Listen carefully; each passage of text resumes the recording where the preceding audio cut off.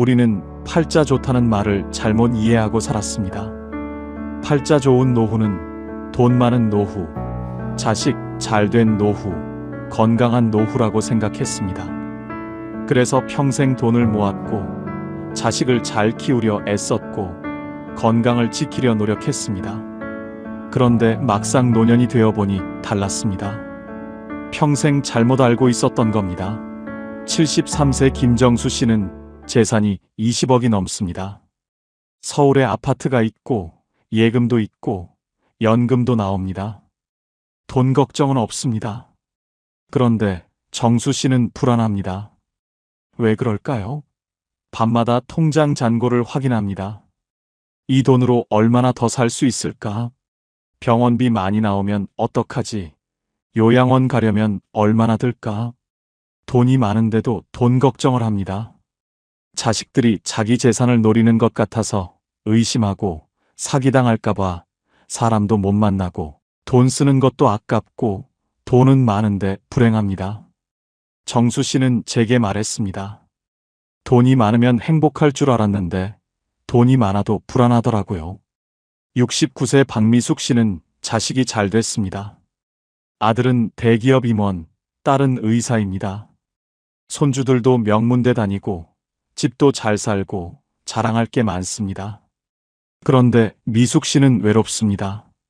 자식들은 바빠서 자주 못 옵니다. 명절에 한 번, 생일에 한 번 보는 게 전부입니다. 전화는 일주일에 한 번 할까 말까입니다. 미숙 씨는 친구들 만나면 자식 자랑을 합니다. 우리 아들이 이번에 또 승진했어. 우리 딸이 병원에서 인정받는데. 자랑은 하는데 마음은 허전합니다. 집에 돌아오면 텅 빈 집이 너무 넓게 느껴집니다. 미숙 씨는 제게 말했습니다. 자식 잘 되면 행복할 줄 알았는데 자식이 잘 돼도 외롭더라고요. 우리가 생각한 팔자 좋은 노후는 이런 게 아니었습니다. 돈 많고 자식 잘 되고 건강하면 당연히 행복할 줄 알았습니다. 그런데 실제로는 그렇지 않았습니다. 돈 많아도 불안하고 자식 잘 돼도 외롭고 건강해도 무료합니다. 그렇다면 진짜 팔자 좋은 노후는 무엇일까요? 2025년 한국보건사회연구원이 발표한 노년 삶의 질 연구 결과를 보면 노후 만족도가 높은 사람들의 공통점은 소유가 아니라 상태였습니다. 무엇을 가졌느냐가 아니라 어떤 상태로 사느냐가 중요했습니다. 팔자 좋은 노후는 많이 가진 노후가 아니라 편안한 상태로 사는 노후였습니다. 그렇다면 그 편안한 상태는 무엇일까요? 노후에 진짜 팔자 좋은 사람에게는 공통점이 있습니다. 첫째, 남에게 기대지 않는 사람입니다. 자식에게 기대지 않고 친구에게 기대지 않고 국가에게 기대지 않습니다. 물론 도움을 받을 수는 있습니다. 하지만 도움이 없어도 살 수 있습니다. 자식이 찾아오면 반갑지만 안 와도 괜찮습니다. 친구가 연락하면 좋지만 안 해도 괜찮습니다. 연금이 나오면 고맙지만 적어도 살 수 있습니다. 이렇게 기대하지 않으니 실망도 없고 섭섭함도 없고 원망도 없습니다. 그래서 마음이 편합니다. 72세 이경자 씨는 혼자 삽니다. 자식은 외국에 있고 친구도 많지 않고 연금도 적습니다. 그런데 경자 씨는 편안합니다. 나는 나만 챙기면 되니까 편해요. 자식 눈치 안 봐도 되고 친구 눈치 안 봐도 되고 내 마음대로 살 수 있어요. 경자 씨는 아침에 일어나서 하고 싶은 것을 합니다. 산책 가고 싶으면 가고 집에 있고 싶으면 있고 밥 먹고 싶으면 먹고 안 먹고 싶으면 안 먹습니다. 누구 눈치 안 보고 삽니다. 그게 팔자 좋은 겁니다. 둘째, 혼자 있어도 무너지지 않는 사람입니다. 혼자 있으면 외롭지만 외로움이 무너뜨리지는 못합니다. 혼자 밥 먹어도 밥맛이 나고 혼자 TV 봐도 재미있고 혼자 산책해도 기분이 좋습니다. 물론 누군가와 함께하면 더 좋습니다. 하지만 혼자여도 괜찮습니다. 혼자를 견디는 게 아니라 혼자를 즐깁니다. 70세 최동수 씨는 혼자 사는데 외로워하지 않습니다. 나는 혼자 있는 게 편해요. 아침에 일어나서 커피 한 잔 마시고, 신문 보고, 산책 나가고, 도서관 가서 책 읽고, 집에 와서 음악 듣고, 그렇게 하루를 보내요. 외롭다는 생각이 안 들어요. 동수 씨는 혼자 있는 시간을 즐깁니다. 누군가 필요해서 만나는 게 아니라 만나고 싶어서 만납니다. 그래서 관계가 가볍고 부담이 없고 편합니다. 그게 팔자 좋은 겁니다. 셋째, 하루를 스스로 채울 줄 아는 사람입니다. 아침에 일어나서 오늘 뭐 하지가 아니라 오늘 이거 해야지 하고 생각합니다. 거창한 계획이 아니라 작은 일상입니다. 산책 나가기, 책 읽기, 친구 만나기, 요리하기, 청소하기, 이런 작은 것들로 하루를 채웁니다. 누가 시키지 않아도 스스로 합니다. 누가 함께하지 않아도 혼자 합니다. 그렇게 하루를 채우다 보면 하루가 금방 지나갑니다. 저녁이 되면 오늘도 잘 보냈네 하고 만족합니다. 68세 윤정혜 씨는 매일 아침 계획을 세웁니다. 오늘은 산책 가고, 도서관 가고, 점심은 김치찌개 끓여 먹고, 오후에는 드라마 보고, 저녁에는 친구한테 전화하고 이렇게 하루를 계획합니다. 거창하지 않습니다. 그냥 일상입니다. 그런데 이렇게 계획하고 실천하다 보면 하루가 의미 있어집니다. 정혜 씨는 저녁에 일기를 씁니다. 오늘 산책하면서 꽃 봤다. 도서관에서 좋은 책 읽었다. 친구랑 통화했다 이렇게 적습니다. 작은 것들이지만 적고 보면 하루가 알찹니다. 그게 팔자 좋은 겁니다. 조선시대 실학자 정약용 선생은 유배지에서 18년을 보냈습니다. 가족과 떨어져 혼자 지냈습니다. 외롭고 힘들었을 겁니다. 그런데 정약용 선생은 무너지지 않았습니다. 매일 아침 일어나서 책을 읽고 글을 쓰고 제자를 가르치고 산책을 했습니다. 하루하루를 스스로 채웠습니다. 그렇게 18년을 보내고 나서 500권이 넘는 책을 남겼습니다. 정약용 선생은 이런 말씀을 하셨습니다. 하루를 헛되이 보내지 말라. 오늘을 사는 사람이 내일을 얻는다. 팔자는 타고나는 게 아니라 선택되는 겁니다. 매일 아침 일어나서 오늘을 어떻게 살지 선택하는 것, 그게 팔자를 만듭니다. 그렇다면 구체적으로 노후에 팔자 좋은 사람의 조건은 무엇일까요? 화려하지 않지만 살아보면 가장 중요한 기준들이 있습니다. 첫째, 내 집이 있습니다. 크지 않아도 됩니다. 허름해도 됩니다. 하지만 내 집입니다. 누구 눈치 안 보고 살 수 있는 공간입니다.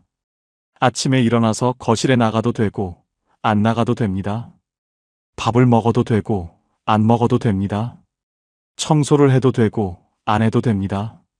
내 마음대로입니다. 월세로 사는 노인은 불안합니다. 언제까지 여기 살 수 있을까? 집주인이 나가라고 하면 어디로 가지? 이런 걱정을 합니다. 자식 집에 사는 노인도 불편합니다. 거실에 나가려다가 며느리 눈치 보고 냉장고 열려다가 사위 눈치 보고 방에만 있습니다. 하지만 내 집이 있으면 자유롭습니다. 그게 팔자 좋은 겁니다. 둘째, 빚이 없습니다. 돈이 많지 않아도 됩니다. 하지만 빚은 없습니다. 갚아야 할 돈이 없으니 마음이 편합니다. 매달 이자 걱정 안 해도 되고 독촉 전화 받을 일도 없고 밤에 편하게 잠을 잡니다. 빚이 있는 노인은 잠을 못 잡니다. 밤마다 계산기를 두드립니다. 이자가 얼마지? 원금은 언제 갚지? 죽기 전에 갚을 수 있을까? 걱정이 끝이 없습니다. 하지만 빚이 없으면 편합니다. 적게 살아도 내 것이니까 편합니다. 그게 팔자 좋은 겁니다. 셋째, 고정 수입이 있습니다. 크지 않아도 됩니다. 하지만 매달 일정하게 들어옵니다. 연금이든 임대 수입이든 이자 수입이든 뭐든 매달 들어오는 돈이 있습니다. 이 돈으로 관리비 내고 밥 사 먹고 병원 가고 그렇게 살 수 있습니다. 고정 수입이 없는 노인은 불안합니다. 이번 달은 어떻게 살지? 다음 달은 어떻게 하지? 걱정이 끝이 없습니다. 하지만 고정 수입이 있으면 편합니다. 적어도 계획을 세울 수 있습니다. 그게 팔자 좋은 겁니다. 넷째, 몸이 아직 내 말을 듣습니다. 건강하지 않아도 됩니다. 여기저기 아픈 데가 있어도 됩니다. 하지만 내가 움직이고 싶으면 움직일 수 있습니다. 화장실 혼자 갈 수 있고, 밥 혼자 먹을 수 있고, 옷 혼자 입을 수 있습니다. 완전히 건강하지 않아도 기본적인 것은 혼자 할 수 있습니다. 누워있는 노인은 불행합니다. 화장실 가려면 누군가 도와줘야 하고, 밥 먹으려면 떠먹여줘야 하고, 옷 입으려면 입혀줘야 합니다. 자존심이 상합니다. 하지만 혼자 움직일 수 있으면 자유롭습니다. 그게 팔자 좋은 겁니다. 다섯째, 교통이 편합니다.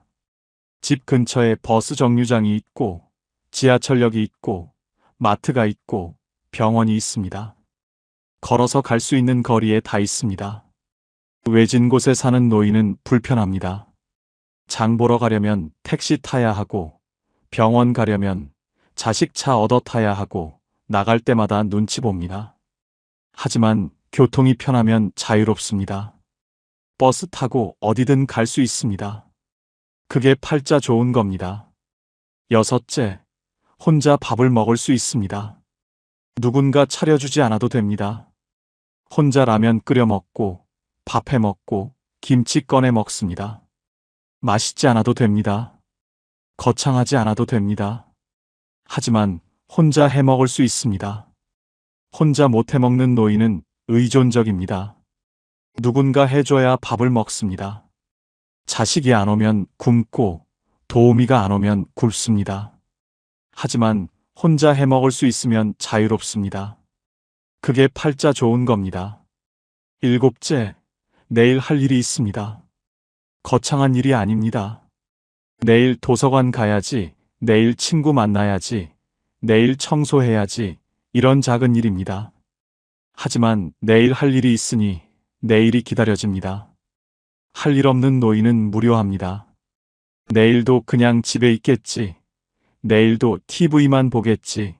내일이 안 기다려집니다. 하지만 할 일이 있으면 내일이 기다려집니다. 그게 팔자 좋은 겁니다. 여덟째, 통장에 비상금이 있습니다. 많지 않아도 됩니다. 1,000만 원 정도면 됩니다. 갑자기 돈 쓸 일이 생겨도 당황하지 않습니다. 이가 아파서 치과 가야 하면 가고, 안경이 망가져서 새로 맞춰야 하면 맞추고, 보일러가 고장나서 고쳐야 하면 고칩니다. 비상금 없는 노인은 불안합니다. 갑자기 돈 쓸 일이 생기면 자식한테 손 벌려야 합니다. 하지만 비상금이 있으면 편합니다. 그게 팔자 좋은 겁니다. 아홉째, 마음 편한 사람이 한 명 있습니다. 자식이든 친구든 이웃이든 한 명이면 됩니다. 힘들 때 전화할 수 있는 사람, 아플 때 부를 수 있는 사람, 외로울 때 만날 수 있는 사람이 한 명 있습니다. 많을 필요 없습니다. 한 명이면 됩니다. 아무도 없는 노인은 외롭습니다. 힘들어도 혼자 견디고, 아파도 혼자 버티고, 외로워도 혼자 있습니다. 하지만 한 명이라도 있으면 든든합니다. 그게 팔자 좋은 겁니다. 열째, 하루를 후회 없이 마칩니다. 저녁에 잠자리에 들 때 오늘 잘 보냈네 하고 생각합니다. 후회가 없습니다. 오늘 그 사람한테 그렇게 말할 걸, 오늘 그거 할 걸, 이런 후회가 없습니다.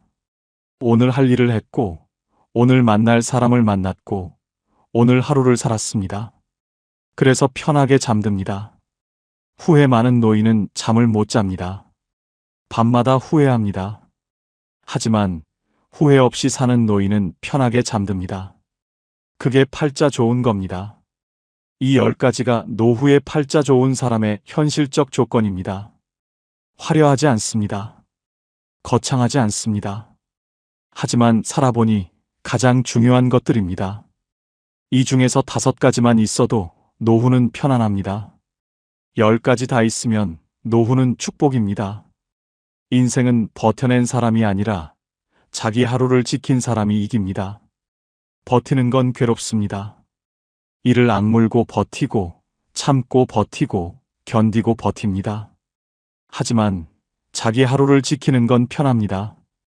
오늘 하루 내가 하고 싶은 것 하나 하고, 내가 먹고 싶은 것 하나 먹고, 내가 만나고 싶은 사람 하나 만나고, 그렇게 하루를 지킵니다. 버티는 사람은 언젠가 무너집니다. 하지만 하루를 지키는 사람은 무너지지 않습니다. 오늘 하루를 지켰으니 내일도 지킬 수 있습니다. 그렇게 하루하루 지키다 보면 1년이 되고 10년이 됩니다. 성공이 아니라 존엄이 노후의 기준입니다. 노후는 뭔가를 이루는 시간이 아닙니다. 뭔가를 지키는 시간입니다. 내 자존심을 지키고, 내 자유를 지키고, 내 하루를 지킵니다. 크게 성공하지 않아도 됩니다. 하지만 존엄은 지켜야 합니다. 누구한테 손 벌리지 않고, 누구한테 눈치 보지 않고, 내 힘으로 삽니다. 그게 존엄입니다. 그리고 그 존엄이 노후를 지킵니다. 70대가 넘어서야 깨달은 분들이 한결같이 말씀하셨습니다. 진작 알았더라면 얼마나 좋았을까 하지만 지금 이 이야기를 들으신 여러분은 다릅니다. 여러분은 그들보다 앞서 있습니다. 노후에 가장 팔자 좋은 사람은 대단한 사람이 아니라 오늘 하루를 스스로 책임질 수 있는 사람입니다. 아침에 눈 뜨고 밥 먹고 산책 나가고 사람 만나고 책 읽고 저녁에 편하게 잠드는 사람입니다. 거창하지 않습니다. 하지만 그게 팔자 좋은 삶입니다. 우리는 평생 주는 것만 배웠지 멈추는 것은 배우지 못했습니다. 하지만 이제는 압니다. 조금 덜 해주는 것도 사랑이라는 걸요. 이제는 조금 짐을 내려놓아도 됩니다. 이제는 나를 위해 살아도 됩니다. 평범하지만 소소하고 행복한 여러분의 인생을 즐기세요. 여러분의 노후가 행복하시길 진심으로 응원합니다. 지금까지 황금 노후였습니다. 감사합니다. 여러분, 오늘 아침에 눈을 뜨셨을 때 어떤 생각이 드셨나요? 아이고, 무릎아, 오늘은 또 뭘 하지? 하며 한숨부터 나오셨나요? 아니면 오늘 날씨 좋으면 공원 나가야지 신나하며 즐겁게 커튼을 확 젖히셨나요? 같은 아침인데 누군가는 하루가 시작되기도 전에 지쳐있고 누군가는 벌써 설레는 마음으로 일어납니다. 이 차이가 어디서 오는 걸까요? 자식이 대기업 임원이면 뭐합니까? 1년에 얼굴 한 번 보기도 힘든데요. 운 좋으면 겨우 명절에 한두 번 얼굴을 봅니다. 수십억 재산가여도 병원 침대에 링거 맞고 있으면 무슨 소용입니까? 70 넘어서 노후 팔자는 돈도 아니고 자식 성공도 아니고 화려한 과거의 명예도 아닙니다. 그렇다면 진짜 팔자 좋은 사람은 어떤 사람일까요? 오늘 저는 여러분께 70, 80이 되어서도 매일을 소풍처럼 살아가는 진짜 행복하고 팔자 좋은 어르신들의 공통점 8가지를 하나씩 파헤쳐 드리려 합니다. 사는 게 왜 이렇게 지루하고 재미가 없을까? 내 팔자는 왜 이럴까? 고민하시는 분이라면 오늘 이야기는 100% 여러분을 위한 것입니다. 끝까지 저와 함께 해주세요. 자, 이야기 시작하겠습니다. 노후에 진짜 팔자 좋은 사람의 첫 번째 조건, 죽을 때까지 내 집에서 사는 사람입니다. 경상북도 안동에 사시는 78배 김봉순 어르신 이야기를 먼저 들어보십시오. 봉순 어르신은 23살에 시집을 오셔서 이 동네 한 골목에서만 50년 넘게 사셨습니다. 남편을 이 동네에서 떠나보냈고 자녀 셋을 이 골목에서 키워냈습니다. 지금 사시는 15평짜리 낡은 빌라는 작고 오래됐지만 어르신한테는 그곳이 인생 전부입니다. 몇 년 전부터 맏아들이 입버릇처럼 말했습니다. 어머니, 이제 저희 집으로 오세요. 혼자 계시면 걱정돼서요. 딸들도 거들었습니다. 엄마, 시설 좋은 데 많아요. 거기 가시면 또래분들도 계시고 밥도 잘 챙겨줘요. 봉순 어르신은 그때마다 똑같이 대답하셨습니다. 내가 죽더라도 이 집에서 죽을 거야. 여기가 내 집이야. 자식들은 고집스럽다고 생각했습니다. 그런데 어느 날 어르신이 맏아들한테 이런 말씀을 하셨습니다. 봉수야, 나 이 집에서 나가면 아마 금방 죽을 거야. 아들은 처음엔 이해를 못했습니다. 그냥 고집이라고 생각했죠. 그런데 어머니가 이어서 하신 말씀이 있었습니다. 저 베란다에 내가 25에 심은 장미 화분 있잖아. 거기서 내 아버지한테 처음 사랑한다는 말 들었어. 어머니는 눈에 눈물이 주르르 흘렀습니다. 남편이 너무나 그리워서요. 저 부엌 타일 갈라진 거 보여? 내가 3살 때 내가 넘어지면서 저기 깨진 거야. 이 집이 나야. 내가 이 집이고. 아들은 그날 아무 말도 못했다고 합니다. 어머니의 마음이 조금 이해가 갔거든요.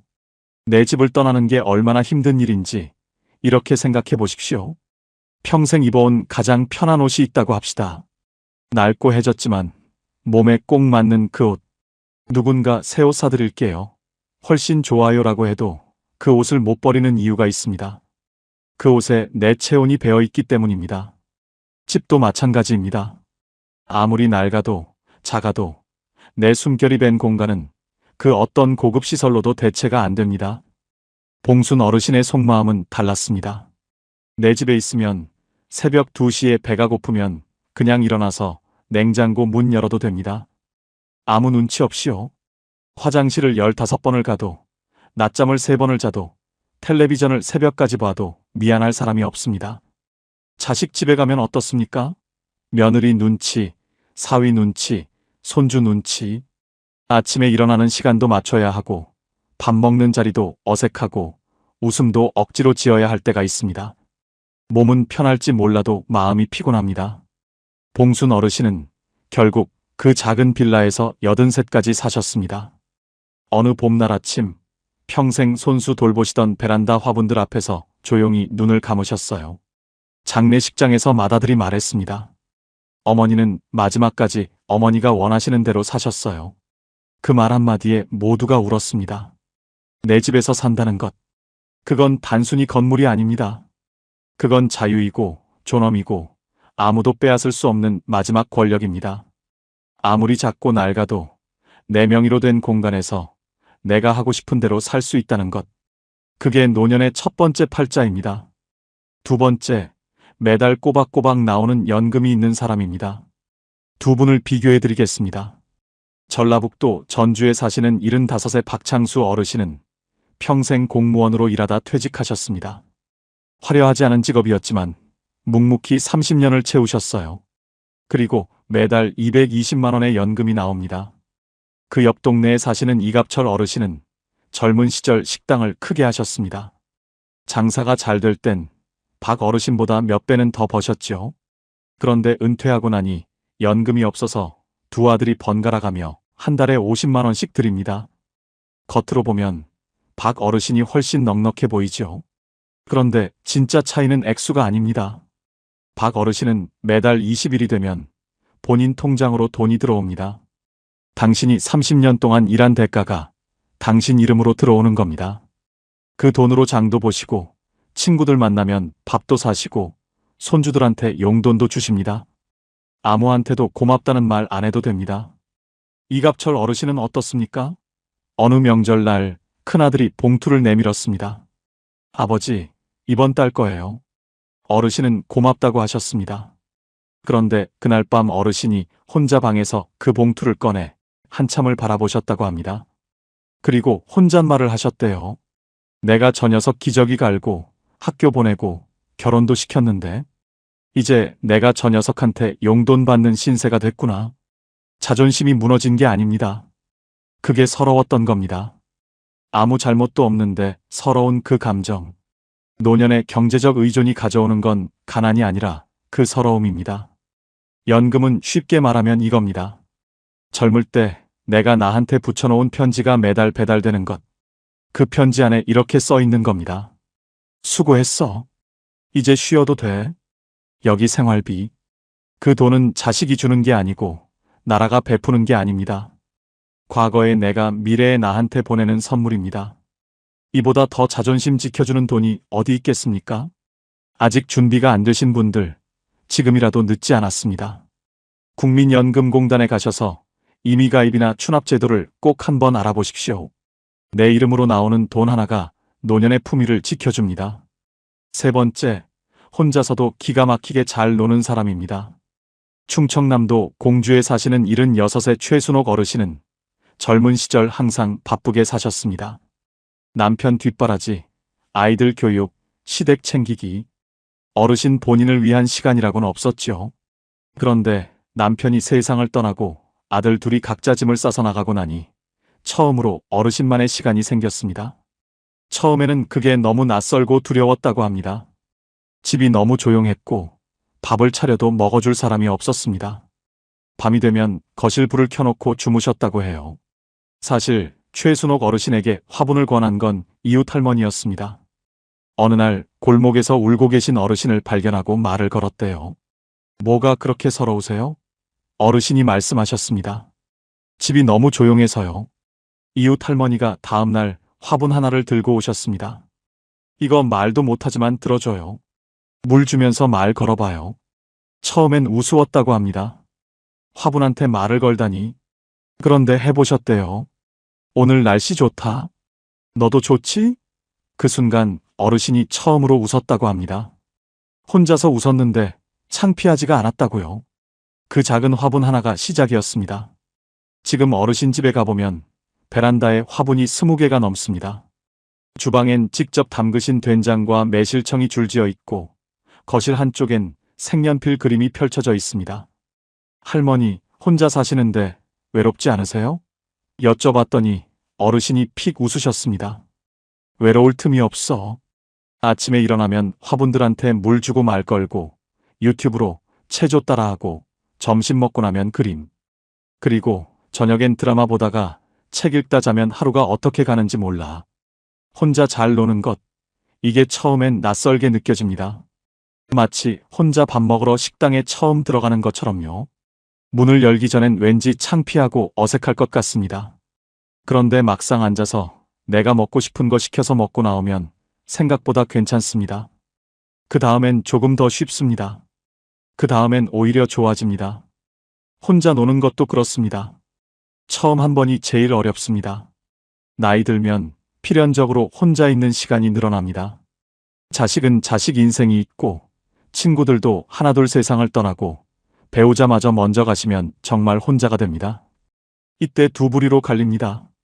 끊임없이 외부에서 즐거움을 찾으며 허전함을 메우려는 사람과 혼자서도 내 안에서 즐거움을 만들어내는 사람. 전자는 늘 외롭고 후자는 늘 충만합니다. 꼭 거창할 필요 없습니다. 화분 하나 드리거나 그림 그리기 채널 하나 따라하거나 좋아하는 노래 가사를 외우거나 혼자 있어도 심심하지 않은 사람. 그 사람이 진짜 자유로운 사람입니다. 네 번째, 돈 걱정 없이 두 다리 뻗고 잠드는 사람입니다. 경기도 수원에 사시는 74세 강인수 어르신은 평생 중소기업 직원으로 사셨습니다. 큰 돈을 모은 적도 없고 집 한 채 장만하는데 평생이 걸렸습니다. 재산이라곤 그 아파트 한 채와 예금 몇 천만 원이 전부입니다. 주변에서 보면 부유한 분이 아니에요. 그런데 이 어르신과 이야기를 나눠보면 늘 마음이 편안해 보이십니다. 나 별로 가진 거 없어. 근데 있잖아. 내일 먹을 쌀 걱정 안 해도 되고 아프면 병원 갈 돈 있고 가끔 손주들 용돈 줄 수 있잖아. 그걸로 됐지 뭐. 욕심 안 내면 사는 게 별로 안 힘들더라고. 반면 서울에서 아파트를 3채나 갖고 계시던 분을 알고 있습니다. 자식들이 아버지 미리 정리해 드릴게요 하도 조르는 바람에 일찌감치 다 이전해 버리셨어요. 그런데 그 뒤로 그분 눈빛이 달라졌습니다. 잠이 잘 안 온다고 하셨습니다. 그러다 어느 날 밤 새벽 2시에 자식한테 전화를 했다고 합니다. 형준아, 나 지금 형 잠이 안 온다. 자식이 걱정해서 달려왔더니 어르신이 이런 말씀을 하셨습니다. 내가 언제까지 살지 모르는데 만약 내가 오래 살면 너희한테 짐이 되는 거 아니냐? 그 생각을 하니까 차라리 빨리 가는 게 낫겠다 싶더라. 자식이 얼마나 놀랐겠습니까? 재산을 다 물려드린 게 어르신을 편하게 해드리려는 마음이었는데 오히려 그게 어르신한테서 안전망을 빼앗은 겁니다. 돈 걱정 없이 잠든다는 건 배가 든든하게 고등학교를 다니는 것과 비슷합니다. 등록금 걱정 없이 공부하는 아이가 성적이 잘 나옵니다. 걱정이 없어야 비로소 진짜 삶을 살 수 있는 겁니다. 노후도 마찬가지입니다. 돈 걱정이 사라져야 비로소 오늘 하루가 선물처럼 느껴집니다. 자식들에게 재산을 물려주는 것은 아름다운 일입니다. 그러나 본인 몫은 반드시 마지막까지 쥐고 계셔야 합니다. 죽는 날까지 본인이 쓸 돈은 본인 손에 있어야 자식 앞에서도 당당하고 세상 앞에서도 흔들리지 않습니다. 5번째, 내 몸이 내 말을 잘 듣는 사람입니다. 잠깐, 이 이야기는 조금 길게 해도 괜찮겠습니까? 왜냐하면 제가 드리고 싶은 말씀이 여기에 가장 많이 담겨 있거든요. 충청북도 청주에 사시던 조성태 어르신은 젊은 시절 정말 대단하신 분이었습니다. 25에 맨손으로 사업을 시작해서 40이 되기 전에 직원 50명짜리 회사 대표가 되셨습니다. 자녀 교육도 남부럽지 않게 시키셨고 강남에 아파트도 있었고 외제차도 타셨습니다. 동창회에 나가면 항상 술을 사시는 분이셨어요. 그런데 그 바쁜 세월 동안 어르신이 돌보지 않은 게 하나 있었습니다. 바로 본인의 몸이었습니다. 밥은 빠르게 먹었고 술자리는 빠지지 않았고 운동은 나중에 시간 나면 하려고 미뤄두셨습니다.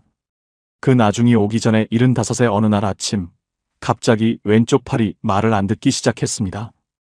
뇌졸중이었습니다. 병원에 실려가실 때 어르신은 의식이 있으셨지만 말이 안 나오셨다고 합니다. 몇 달간의 치료 끝에 왼쪽 몸의 마비는 부분적으로 남았습니다. 자식들이 좋은 요양병원에 모셔드리고 24시간 간병인도 붙여드렸습니다. 며칠 후 큰딸이 요양병원을 찾아갔습니다. 어르신은 침대에 누워 계셨습니다. 딸이 귤을 깎아서 한쪽 드렸습니다. 어르신이 왼손으로 받으려다 손이 떨려서 떨어뜨리셨습니다. 딸이 얼른 주워서 다시 드렸습니다. 그 순간 어르신 눈에 눈물이 고였습니다. 말씀을 못 하셨는데 딸은 알 수 있었습니다. 귤 한쪽 혼자 못 드신다는 게 얼마나 창피하고 억울하신지. 평생 남한테 밥 한 끼라도 더 사던 분이, 동창회에서 항상 계산서 먼저 짚던 분이, 그분이 귤 한쪽을 딸 손에서 받아 먹어야 하는 순간 그 자리에 있던 모든 사람이 눈을 다른 데로 돌렸습니다. 차마 못 봐서요. 어느 날 큰아들이 병문안을 갔을 때 어르신이 힘겹게 말씀하셨습니다. 돈이 소용없더라. 화장실도 혼자 못 가는데. 그 말을 들은 아들이 아버지 몰래 눈물을 흘렸다고 합니다. 그 말은 단순히 몸이 불편하다는 뜻이 아닙니다. 나는 더 이상 내 인생의 주인이 아니다라는 선언이었습니다. 몸이 무너지면 의지가 아무리 강해도 선택할 수 없게 됩니다. 화장실에 어떻게 갈지, 밥은 어떻게 먹을지, 오늘 어디를 갈지 아무것도 스스로 결정할 수 없게 되는 겁니다.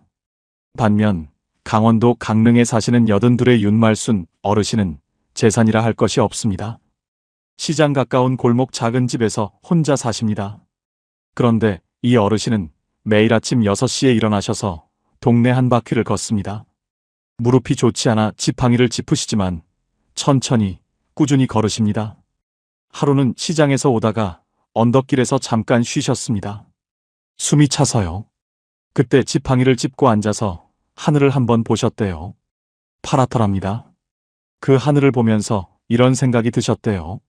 나 아직 이 하늘 볼 수 있구나. 이 언덕 아직 오를 수 있구나. 숨이 찬 게 불편한 게 아니라 숨이 차도록 걸을 수 있다는 게 감사했던 겁니다. 할머니, 힘드시지 않아요? 여쭤봤더니 이런 대답이 돌아왔습니다. 힘들지. 근데 있잖아. 이렇게 내 몸이 내 말을 들어줄 때가 고마워. 화장실도 혼자 가고 밥도 혼자 해 먹고 주변에 보면 나이 들어서 다들 누군가 도와줘야 하거든. 나는 아직 내 힘으로 살고 있잖아. 그게 얼마나 큰 행운인지 몰라. 내 몸은 자동차와 비슷합니다. 매일 조금씩 기름 넣고 타이어 바람 확인하고 세차하면 오래 탑니다. 반면에 기름 없이 밀어붙이고 경고등 무시하고 달리다 보면 고속도로 한복판에서 멈춰버립니다. 우리 몸도 똑같습니다. 매일 걷고 제때 먹고 잠을 자는 것. 이 단순한 것들이 노년의 팔자를 결정합니다. 돈이 많이 들고 대단하고 어려운 것이 절대 아닙니다. 지금 당장 시작하십시오. 하루 30분 걷기, 과식하지 않기, 담배와 술 줄이기. 거창하지 않아도 됩니다. 내 발로 걷고 내 손으로 밥 해 먹고 내 힘으로 화장실 갈 수 있다는 것. 그게 노후의 가장 큰 재산이고 가장 큰 자존심입니다. 여섯 번째, 부탁하지 않아도 되는 사람입니다. 전라남도 순천에 사시는 72살의 장귀래 어르신은 평생 남을 도우며 사셨습니다. 이웃이 이사하면 맨 먼저 달려가서 도와주셨고 동네 어른이 아프면 반찬을 챙겨드렸습니다. 그런데 요즘은 반대로 본인이 도움을 받아야 하는 상황이 자꾸 생깁니다. 은행에 갈 일이 생기면 딸한테 전화를 하십니다.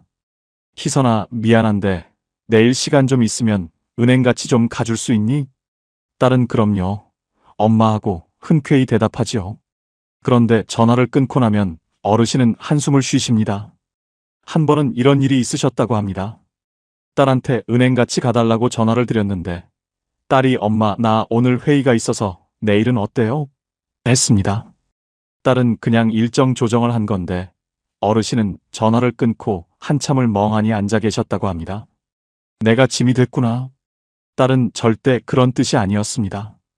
그냥 내일 가도 되는 거 아닌가 싶었던 거죠. 그런데 어르신 마음속에 남은 건 거절당했다는 감각이었습니다. 부탁한다는 것 자체가 이미 상처가 되는 겁니다. 이게 물호스와 비슷합니다. 물이 필요할 때 수도꼭지를 틀면 되는 사람이 있고 매번 이웃집에 가서 물 좀 얻어도 될까요? 해야 하는 사람이 있습니다. 두 사람 모두 물을 얻을 수 있지만 마음이 다릅니다.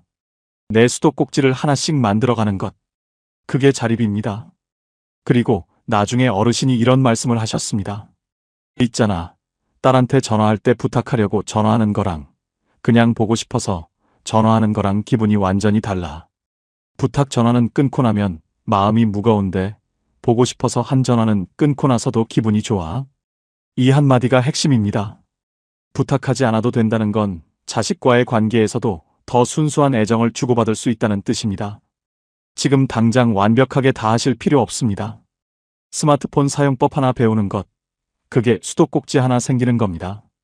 복지관이나 주민센터에서 어르신 디지털 교육을 무료로 해드리는 곳이 많습니다.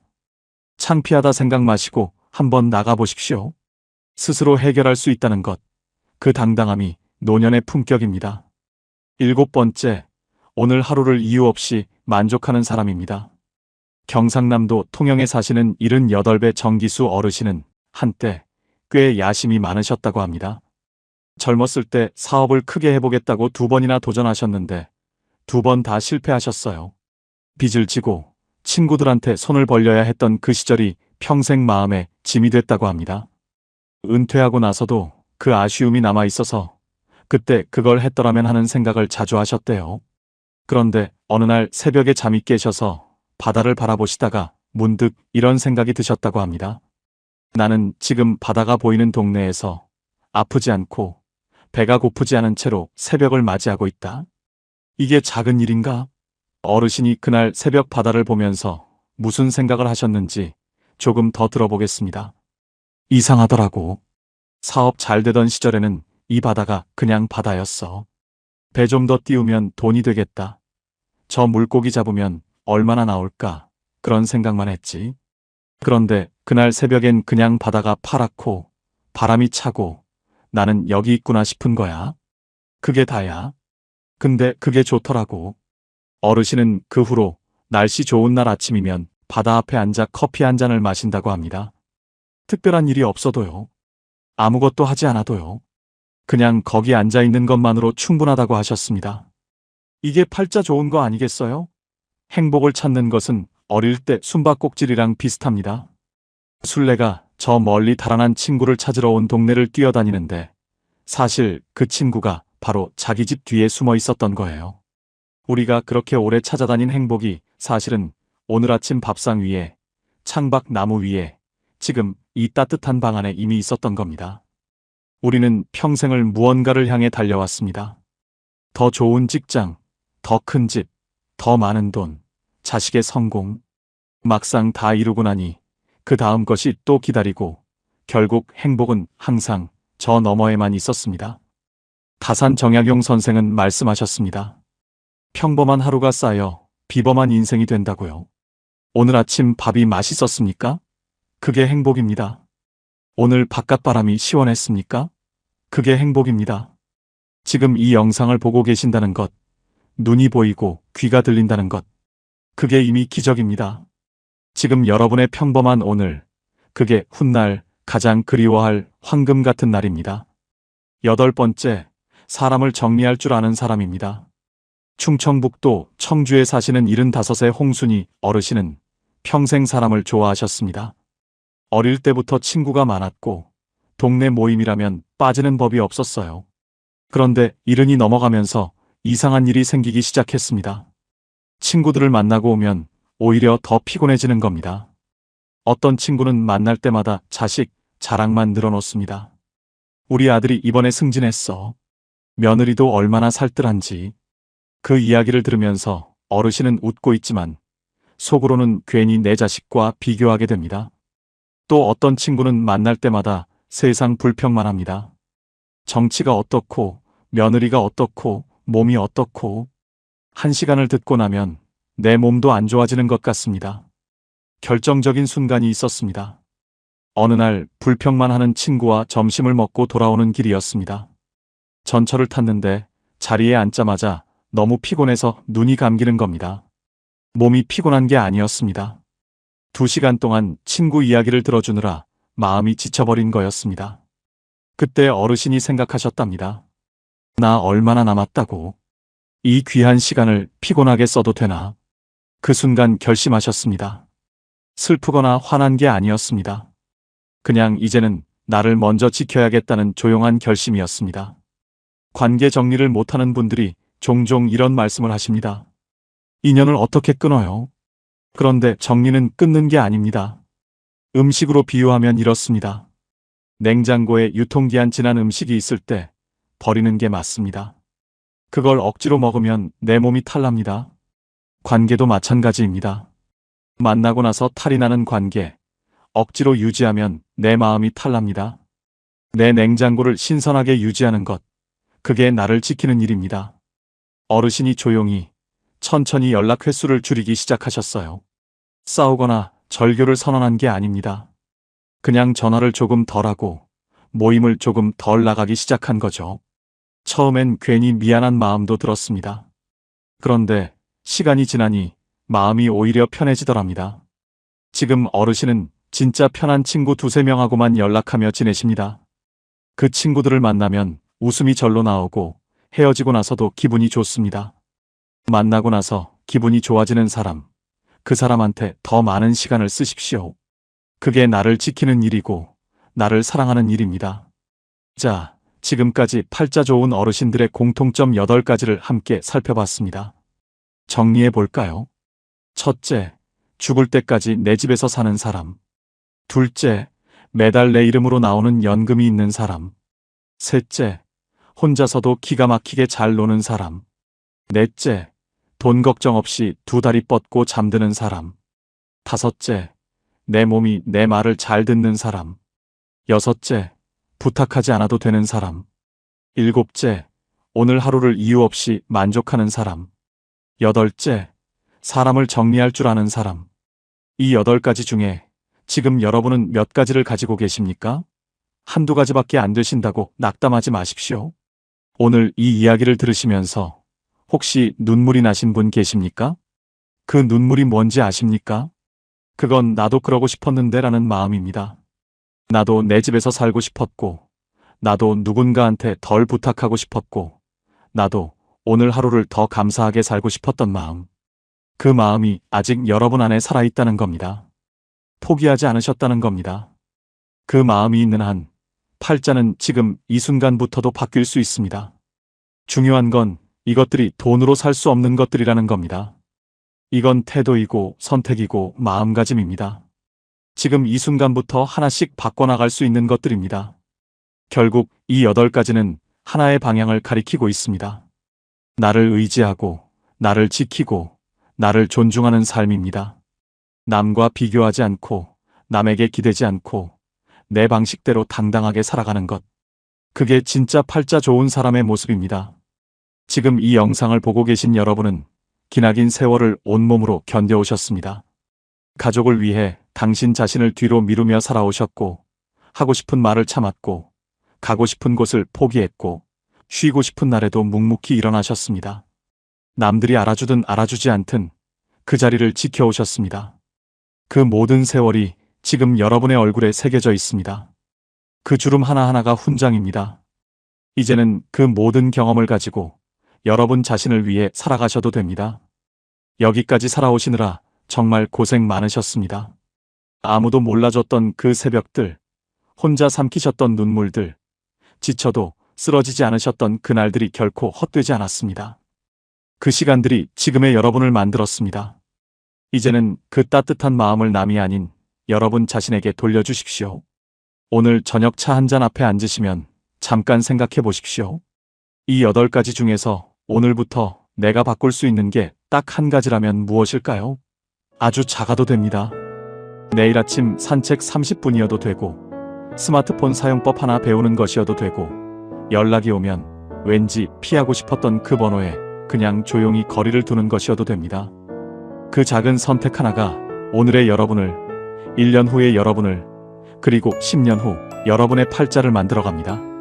나는 잘 살아왔다고, 나는 이 나이가 되어서도 충분히 당당하다고 말씀해 주십시오. 내일의 햇살은 오늘보다 더 따뜻하게 여러분 곁에 내려앉을 것입니다.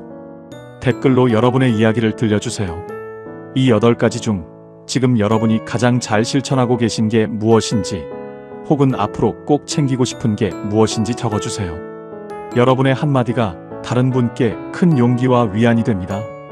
오늘도 끝까지 함께 해주셔서 진심으로 감사합니다. 황금노후는 여러분의 행복을 위해 평생 응원하겠습니다. 지금까지 황금노후였습니다. 한평생 가족을 위해 살았는데 나이가 들고 보니 가족과 함께 있어도 문득 외로워 눈물이 주르르 흐릅니다. 아무 이유도 없이 밥상 앞에서, 거실에서, 손자들이 떠드는 소리 속에서 내가 왜 이러나 싶어 얼른 고개를 돌리셨던 적이 있으십니까? 그게 이상한 것이 아닙니다. 함께 있다고 행복한 것이 아니기 때문입니다. 진짜 나로 살지 못할 때 사람은 사람들 속에서 가장 외롭습니다. 통계청 국민 삶의 질 보고서에 따르면 삶에 만족한다고 답한 노년층은 단 29.9%에 불과했습니다. 가족과 함께 살면서도 행복하지 않은 분들이 그 안에 얼마나 많이 계신지 모릅니다. 그런데 오늘 한 가지 놀라운 이야기를 드리려 합니다. 혼자 산다는 것이 외롭고 쓸쓸한 것이 아니라 어쩌면 인생에서 처음으로 진짜 나로 살 수 있는 시간이라는 것.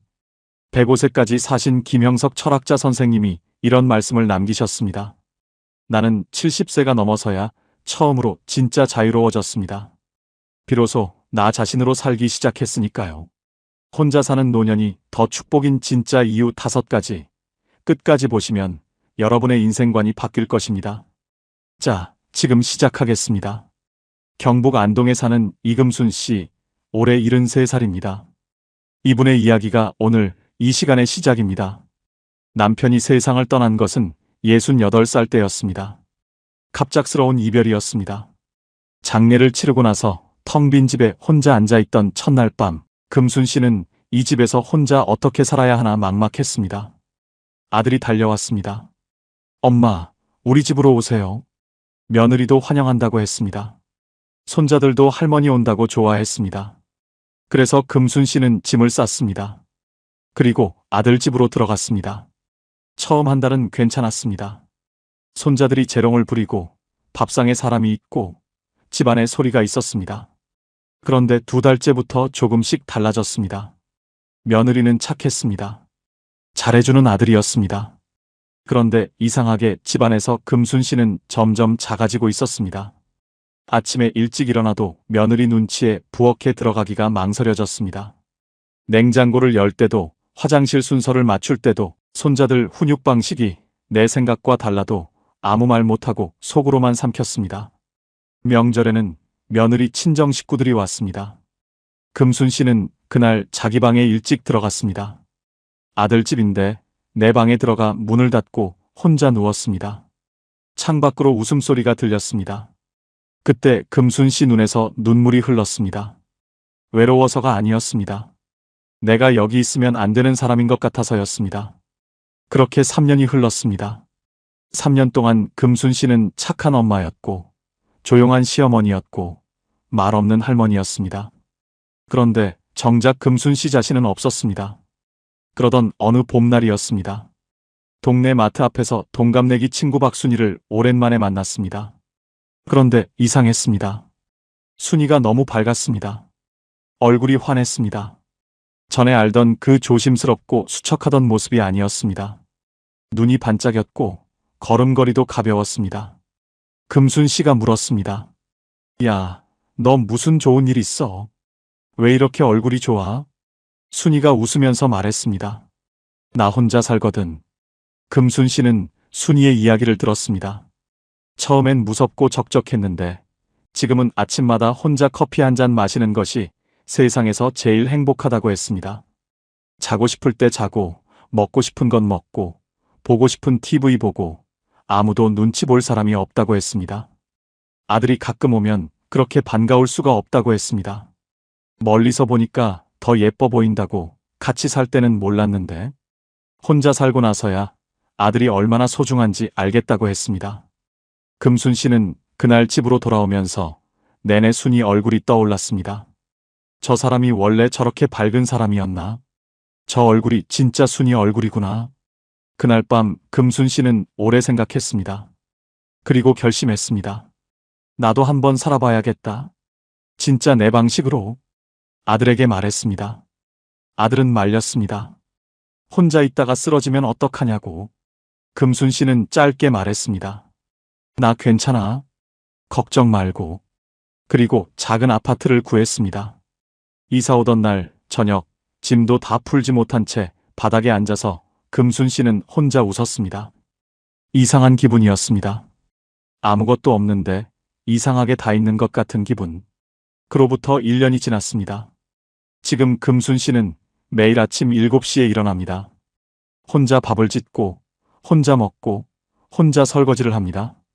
오후에는 동네 복지관에서 노래교실을 다닙니다. 젊을 때부터 노래를 좋아했는데 살면서 한 번도 배워본 적이 없었습니다. 지금은 반에서 목소리가 제일 크다고 합니다. 아들이 일주일에 한 번 옵니다. 오는 날이면 금순 씨는 아들이 좋아하는 된장찌개를 끓입니다. 아들이 문을 열고 들어오면서 말합니다. 엄마, 얼굴이 왜 이렇게 좋아? 금순 씨는 웃으면서 말합니다. 나 요즘 잘 살거든. 그 말이 거짓말이 아닙니다. 진심입니다. 박순이를 마트 앞에서 만났던 그날, 금순 씨가 본 것은 친구의 얼굴이 아니었습니다. 자기가 앞으로 살 수 있는 삶이었습니다. 그리고 지금 금순 씨는 그 삶을 살고 있습니다. 자, 그렇다면 혼자 사는 노년이 왜 더 축복인지 이제 5가지 이유를 하나씩 말씀드리겠습니다. 첫 번째 이유입니다. 내 리듬으로 산다는 것. 그것이 얼마나 큰 자유인지 해보지 않은 사람은 모릅니다. 경남 통영에 사는 최봉남 씨, 올해 72살입니다.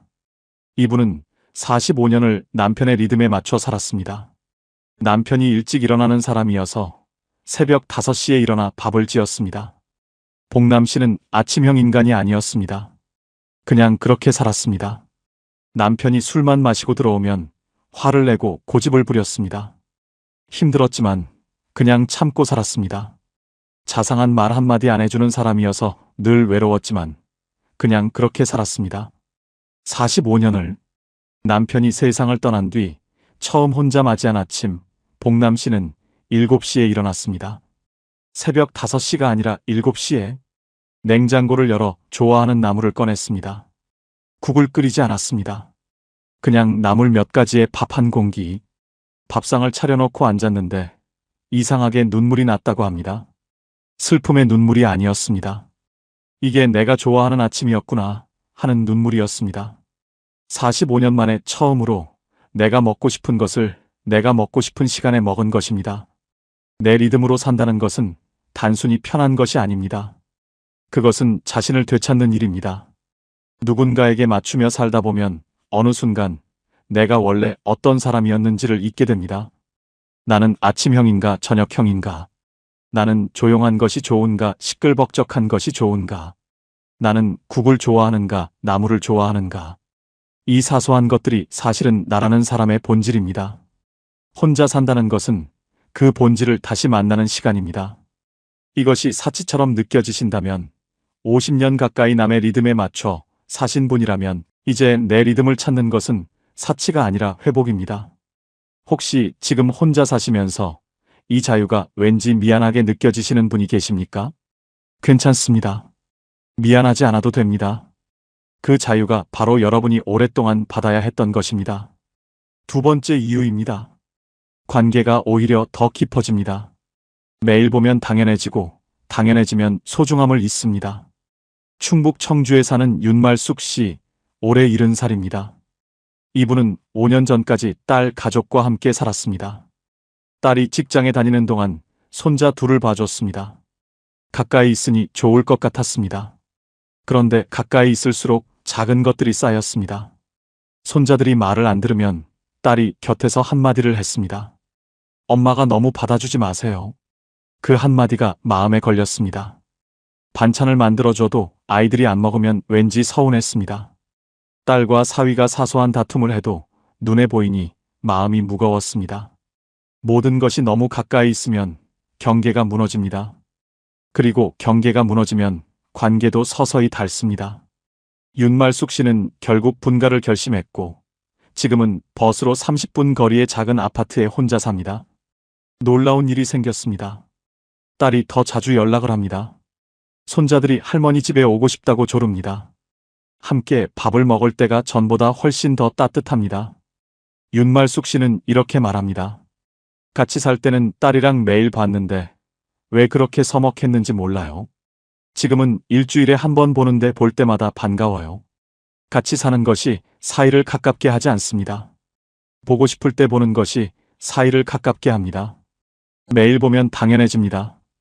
당연해지면 감사함이 사라집니다. 감사함이 사라지면 관계는 서서히 식습니다. 반면 거리가 생기면 만남이 소중해집니다. 전화 한 통이 반가워집니다. 같이 먹는 밥 한 끼가 특별해집니다. 일본의 저명한 노년학자 히노하라 시게아키 박사는 말했습니다. 가장 건강한 노년의 관계는 적당한 거리에서 깊은 온기를 주고받는 것이다. 가까이 있되 붙어 있지 않는 것. 그것이 오히려 더 오래, 더 깊게 사랑할 수 있는 방법입니다. 지금 혼자 사시면서 자식과 멀어지는 것 같아 불안하신 분이 계십니까? 멀어지는 것이 아닙니다. 더 오래 사랑할 수 있는 거리를 만드는 것입니다. 세 번째 이유입니다. 혼자 있어야 비로소 나를 만납니다. 소음이 없어야 내 안의 소리가 들립니다. 전북 전주에 사는 임순예 씨, 올해 69살입니다. 이분은 평생 조용히 살았습니다. 말이 많은 편이 아니었고 혼자 있는 것을 좋아했지만 그럴 틈이 없었습니다. 아이들이 있었고 남편이 있었고 시댁 식구들이 있었고 이웃들이 있었습니다. 집안에 늘 누군가가 있었고 늘 무언가를 해야 했습니다. 혼자가 된 첫 해는 솔직히 힘들었습니다. 집이 너무 조용했습니다. 밥을 혼자 먹는 것이 적적했습니다. TV를 켜놓고 소리라도 들어야 덜 외로웠습니다. 그런데 1년이 지나면서 달라지기 시작했습니다. 그 조용함이 조금씩 편안해졌습니다. 소음이 없어지자 오랫동안 들리지 않던 소리가 들리기 시작했습니다. 내 안의 소리였습니다. 어릴 때 좋아했던 뜨개질이 다시 하고 싶어졌습니다. 결혼하고 나서는 손댈 시간이 없었는데 문득 실과 바늘이 그리워졌습니다. 동네 문화센터에 뜨개질 수업이 있다는 걸 알고 등록했습니다. 처음에는 손이 서툴렀습니다. 그런데 코를 하나씩 떠가는 동안 마음이 차분해지는 것을 느꼈습니다. 3달 뒤에는 손자에게 줄 목도리를 완성했습니다. 손자가 그 목도리를 목에 두르고 학교에 가는 모습을 보면서 임순례 씨는 오랫동안 느끼지 못했던 뿌듯함을 느꼈습니다. 이분은 말합니다. 혼자 있으니까 내가 뭘 좋아하는지 알겠더라고요. 사람들이 많을 때는 그런 생각 자체를 못했어요. 심리학에서는 이것을 자기인식이라고 합니다. 자신이 무엇을 좋아하고 무엇을 싫어하고 무엇을 할 때 살아있다는 느낌이 드는지를 아는 것. 그런데 이 자기인식은 혼자 있는 시간이 있어야 자랍니다. 늘 누군가와 함께 있고 늘 무언가를 해야 하는 환경에서는 자신을 들여다볼 틈이 없습니다. 혼자 사는 노년은 그 틈이 생기는 시간입니다. 어쩌면 인생에서 처음으로 진짜 나 자신을 만날 수 있는 시간입니다. 오랫동안 묻어두었던 것이 있으십니까? 젊을 때 하고 싶었지만 미뤄온 것이 있으십니까? 조용한 지금 이 시간이 그것을 꺼낼 수 있는 가장 좋은 때입니다. 네 번째 이유입니다. 건강을 내가 주도할 수 있습니다. 몸의 주인이 다시 나 자신이 됩니다. 강원도 강릉에 사는 박옥희 씨, 올해 74살입니다. 이분은 자녀 집에서 함께 살던 시절 건강관리를 제대로 못했습니다. 아이들이 늦게 자는 집이어서 덩달아 늦게 잤습니다. 손자들 입맛에 맞춰 요리하다 보니 짜고 단 음식을 같이 먹게 됐습니다. 며느리가 출퇴근을 해야 해서 아침에 손자 등교 준비를 도왔고, 그러다 보니 아침 운동을 나갈 시간이 없었습니다. 몸이 알아서 맞춰지는 것 같았지만 사실은 서서히 무너지고 있었습니다. 허리가 더 자주 아팠고 혈압이 오르내렸고 잠을 자도 개운하지 않았습니다. 혼자 나와 살기 시작하면서 가장 먼저 한 일은 수면 시간을 고정한 것이었습니다. 10시에 자고 6시에 일어났습니다. 아무도 방해하지 않았습니다. 두 번째로 한 일은 밥상을 바꾼 것이었습니다. 짠 것을 줄이고 채소를 늘리고 좋아하는 나물을 마음껏 먹었습니다. 세 번째로 한 일은 아침 산책이었습니다. 매일 아침 6시 반에 집을 나서서 해변을 30분씩 걸었습니다. 강릉 바다는 계절마다 다른 얼굴을 가지고 있었습니다. 1년이 지나자 허리 통증이 줄었습니다. 혈압이 안정됐습니다. 아침에 일어나면 개운했습니다. 주치의가 물었습니다. 요즘 뭘 달리하셨어요? 수치가 많이 좋아졌네요. 박옥희 씨는 말했습니다. 혼자 살기 시작했어요. 세계보건기구가 발표한 건강한 노화 지침에 따르면 규칙적인 수면, 균형 잡힌 식사, 꾸준한 신체 활동이 노년 건강을 결정하는 가장 핵심적인 세 가지라고 합니다. 그런데 이 세 가지는 모두 내가 스스로 결정할 수 있을 때 가능합니다. 누군가에게 맞춰 살면 이 세 가지 중 하나도 제대로 지키기 어렵습니다. 혼자 산다는 것은 내 몸의 주인이 다시 나 자신이 된다는 것입니다. 지금 여러분의 하루에서 수면과 식사와 운동을 스스로 결정하고 계십니까? 그 세 가지를 내 손으로 챙기는 것, 그것이 가장 현실적인 건강 비결입니다. 다섯 번째 이유입니다. 외로움과 고독은 다릅니다. 그리고 고독을 즐길 줄 아는 사람이 가장 단단합니다. 대전에 사는 한미숙 씨, 올해 71살입니다. 혼자 살기 시작한 첫 해, 주변 사람들이 자꾸 물었습니다. 외롭지 않아요? 그 말이 처음에는 걱정으로 들렸지만 나중에는 이상하게 들렸습니다. 외로움과 혼자 사는 것은 같은 말이 아니었기 때문입니다. 한미숙 씨는 생각해 봤습니다. 외로움을 가장 많이 느꼈던 때가 언제였나? 놀랍게도 가장 외로웠던 때는 혼자 있을 때가 아니었습니다. 사람들 속에 있는데 아무도 나를 진짜로 봐주지 않는다고 느꼈던 순간들이었습니다. 북적이는 명절 상 앞에서 혼자 밥을 먹는 것 같았던 날들. 많은 사람들 사이에 있는데 내 이야기를 하는 사람은 아무도 없던 날들. 그때가 가장 외로웠습니다. 반면 혼자 있을 때의 고요함은 달랐습니다. 그것은 비어있는 느낌이 아니라 채워지는 느낌이었습니다. 좋아하는 음악을 들으며 차를 마실 때, 창밖의 빗소리를 들으며 책을 읽을 때, 아무 말 없이 그냥 앉아 하늘을 바라볼 때, 그 시간들이 오히려 자신을 더 풍성하게 만들었습니다. 철학자 쇼펜하우어는 이런 말을 남겼습니다. 자기 자신과 함께 있는 것을 즐길 줄 아는 사람만이 진정한 자유를 가진 사람이다. 고독은 텅 빈 것이 아닙니다. 고독은 나 자신으로 가득 찬 상태입니다. 외로움은 타인이 없어서 생기는 고통이지만 고독은 나 자신이 있어서 누리는 충만함입니다. 한미숙 씨는 지금도 혼자 삽니다. 그리고 이렇게 말합니다. 처음엔 혼자 사는 게 쓸쓸할 줄 알았어요. 근데 지금은 이 시간이 제일 소중해요. 드디어 나랑 친해진 것 같거든요. 지금 혼자 사시면서 외롭다는 느낌이 드신다면 한번 여쭤보고 싶습니다. 그것이 사람이 없어서 외로운 건지 아니면 아직 나 자신과 친해지지 않아서 어색한 건지. 나 자신과 친해지는 데는 시간이 걸립니다. 그런데 한번 친해지고 나면 혼자 있는 시간이 두렵지 않습니다. 오히려 그 시간이 가장 편안해집니다. 정약용 선생은 18년의 유배 생활 동안 홀로 강진 땅에 머물렀습니다. 가족과 떨어져, 벗들과 떨어져, 홀로 있는 그 시간에 선생은 무너지지 않았습니다. 오히려 500여 권의 책을 쓰며 자신의 가장 깊은 곳을 만났습니다. 선생이 남긴 글 중에 이런 구절이 있습니다. 홀로 있는 시간이 있어야 사람은 비로소 자신을 알 수 있다. 홀로 있되 외롭지 않은 것. 그것이 사람이 도달할 수 있는 가장 높은 경지다. 오늘 말씀드린 5가지는 결국 하나로 이어집니다. 혼자 산다는 것은 외면당하는 것이 아닙니다. 비로소 나 자신을 향해 돌아오는 것입니다. 내 리듬을 되찾고 더 깊은 관계를 만들고 나를 발견하고 내 몸을 돌보고 고독 속에서 충만해지는 것. 그것이 혼자 사는 노년이 가진 조용하지만 강한 힘입니다. 이금순 씨는 오늘도 아침 7시에 혼자 밥상을 차립니다. 좋아하는 된장찌개에 나물 반찬. 아무도 눈치 볼 사람이 없습니다. 창밖으로 햇살이 들어옵니다. 금순 씨는 혼자 밥을 먹으면서 혼자 웃습니다. 마트 앞에서 순이를 만났던 그날, 저 사람처럼 살 수 있을까 했는데 지금 자기가 딱 그 모습이라는 걸 압니다. 오늘 5가지 이야기를 함께 들으셨습니다. 핵심을 3가지로 정리해 드리겠습니다. 첫째, 혼자 사는 것은 외면이 아니라 회복입니다. 내 리듬을 되찾고 나를 다시 발견하는 시간입니다. 둘째, 관계는 거리가 생겨야 더 깊어집니다. 보고 싶을 때 보는 관계가 매일 보는 관계보다 더 따뜻합니다.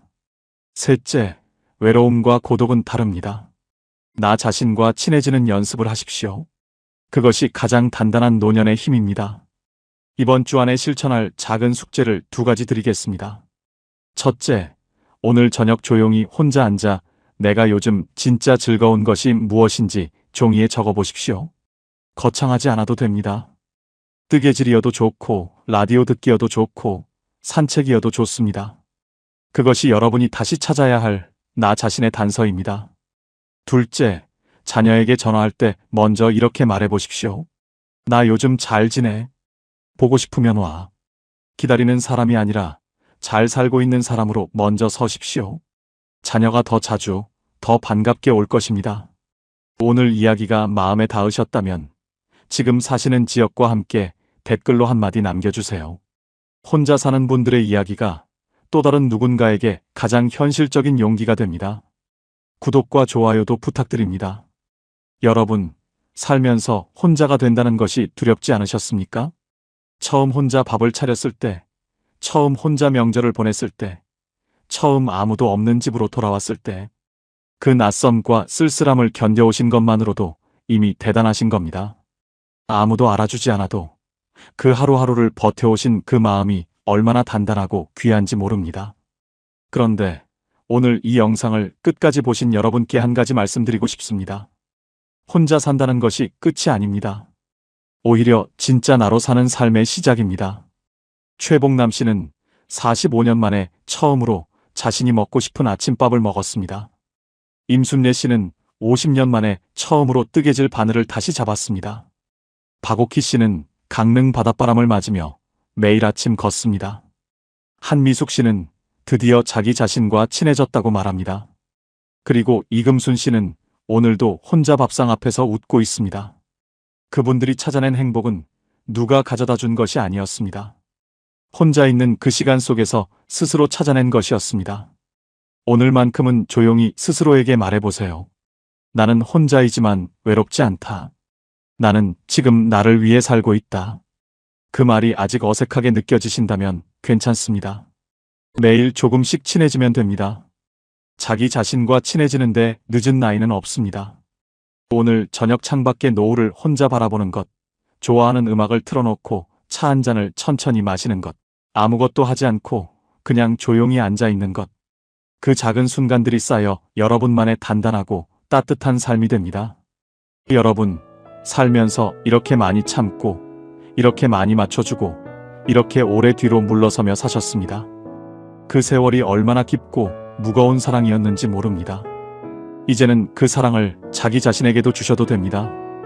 혼자이기에 가능한 삶이 있습니다. 혼자이기에 더 깊어지는 하루가 있습니다. 여러분은 지금 그 삶을 살고 계십니다. 부끄러워하지 마세요. 당당하게 나를 위해 오늘 하루도 잘 살아가셔도 됩니다. 여러분의 내일은 오늘보다 반드시 더 따뜻하고 빛날 것입니다. 지금까지 황금 노후였습니다. 70이 되면 편해질 줄 알았습니다. 그런데 왜 더 불안해질까요? 이 질문을 마음속 깊이 품고 살아가는 분들이 생각보다 훨씬 많습니다. 젊은 시절에는 바쁘게 살아서 불안했습니다. 아이를 키워야 했고, 집을 마련해야 했고, 직장에서 버텨야 했습니다. 그렇게 숨가쁘게 달려왔는데, 이제 그 모든 것이 어느 정도 끝났습니다. 아이들은 다 컸고, 집도 있고, 퇴직도 했습니다. 이제야말로 쉬어도 되는 시간인데, 이상하게도 마음은 더 무겁습니다. 눈을 뜨면 무언가 모를 허전함이 먼저 찾아옵니다. 통장 잔고를 확인하면서 이 돈이 내가 죽을 때까지 버텨줄까 하는 생각이 들고, 거울을 보면 어느새 노인이 되어 있는 자신이 낯섭니다.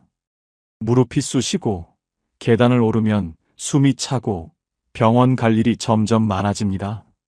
자식들에게 전화라도 하면 바쁘다는 말이 먼저 돌아오고, 오랜 친구들은 하나둘 세상을 떠나고 있습니다. 명절에 모이는 가족도 예전 같지 않고 무언가 조금씩 빠져나가는 느낌. 그 느낌이 쌓이면 불안이 됩니다. 경북 안동에 사는 73세의 이정희 씨는 남편과 함께 30년 넘게 농사를 지었습니다. 아들 둘을 대학까지 보내고 그 아이들이 서울에 자리 잡는 것을 보았습니다. 따로 은퇴를 선언한 것도 아니었지만 어느 날 몸이 예전 같지 않다는 걸 느꼈고 밭일을 줄이기 시작했습니다. 그런데 이상한 일이 벌어졌습니다. 더 한가해졌는데도 불안이 커진 것입니다.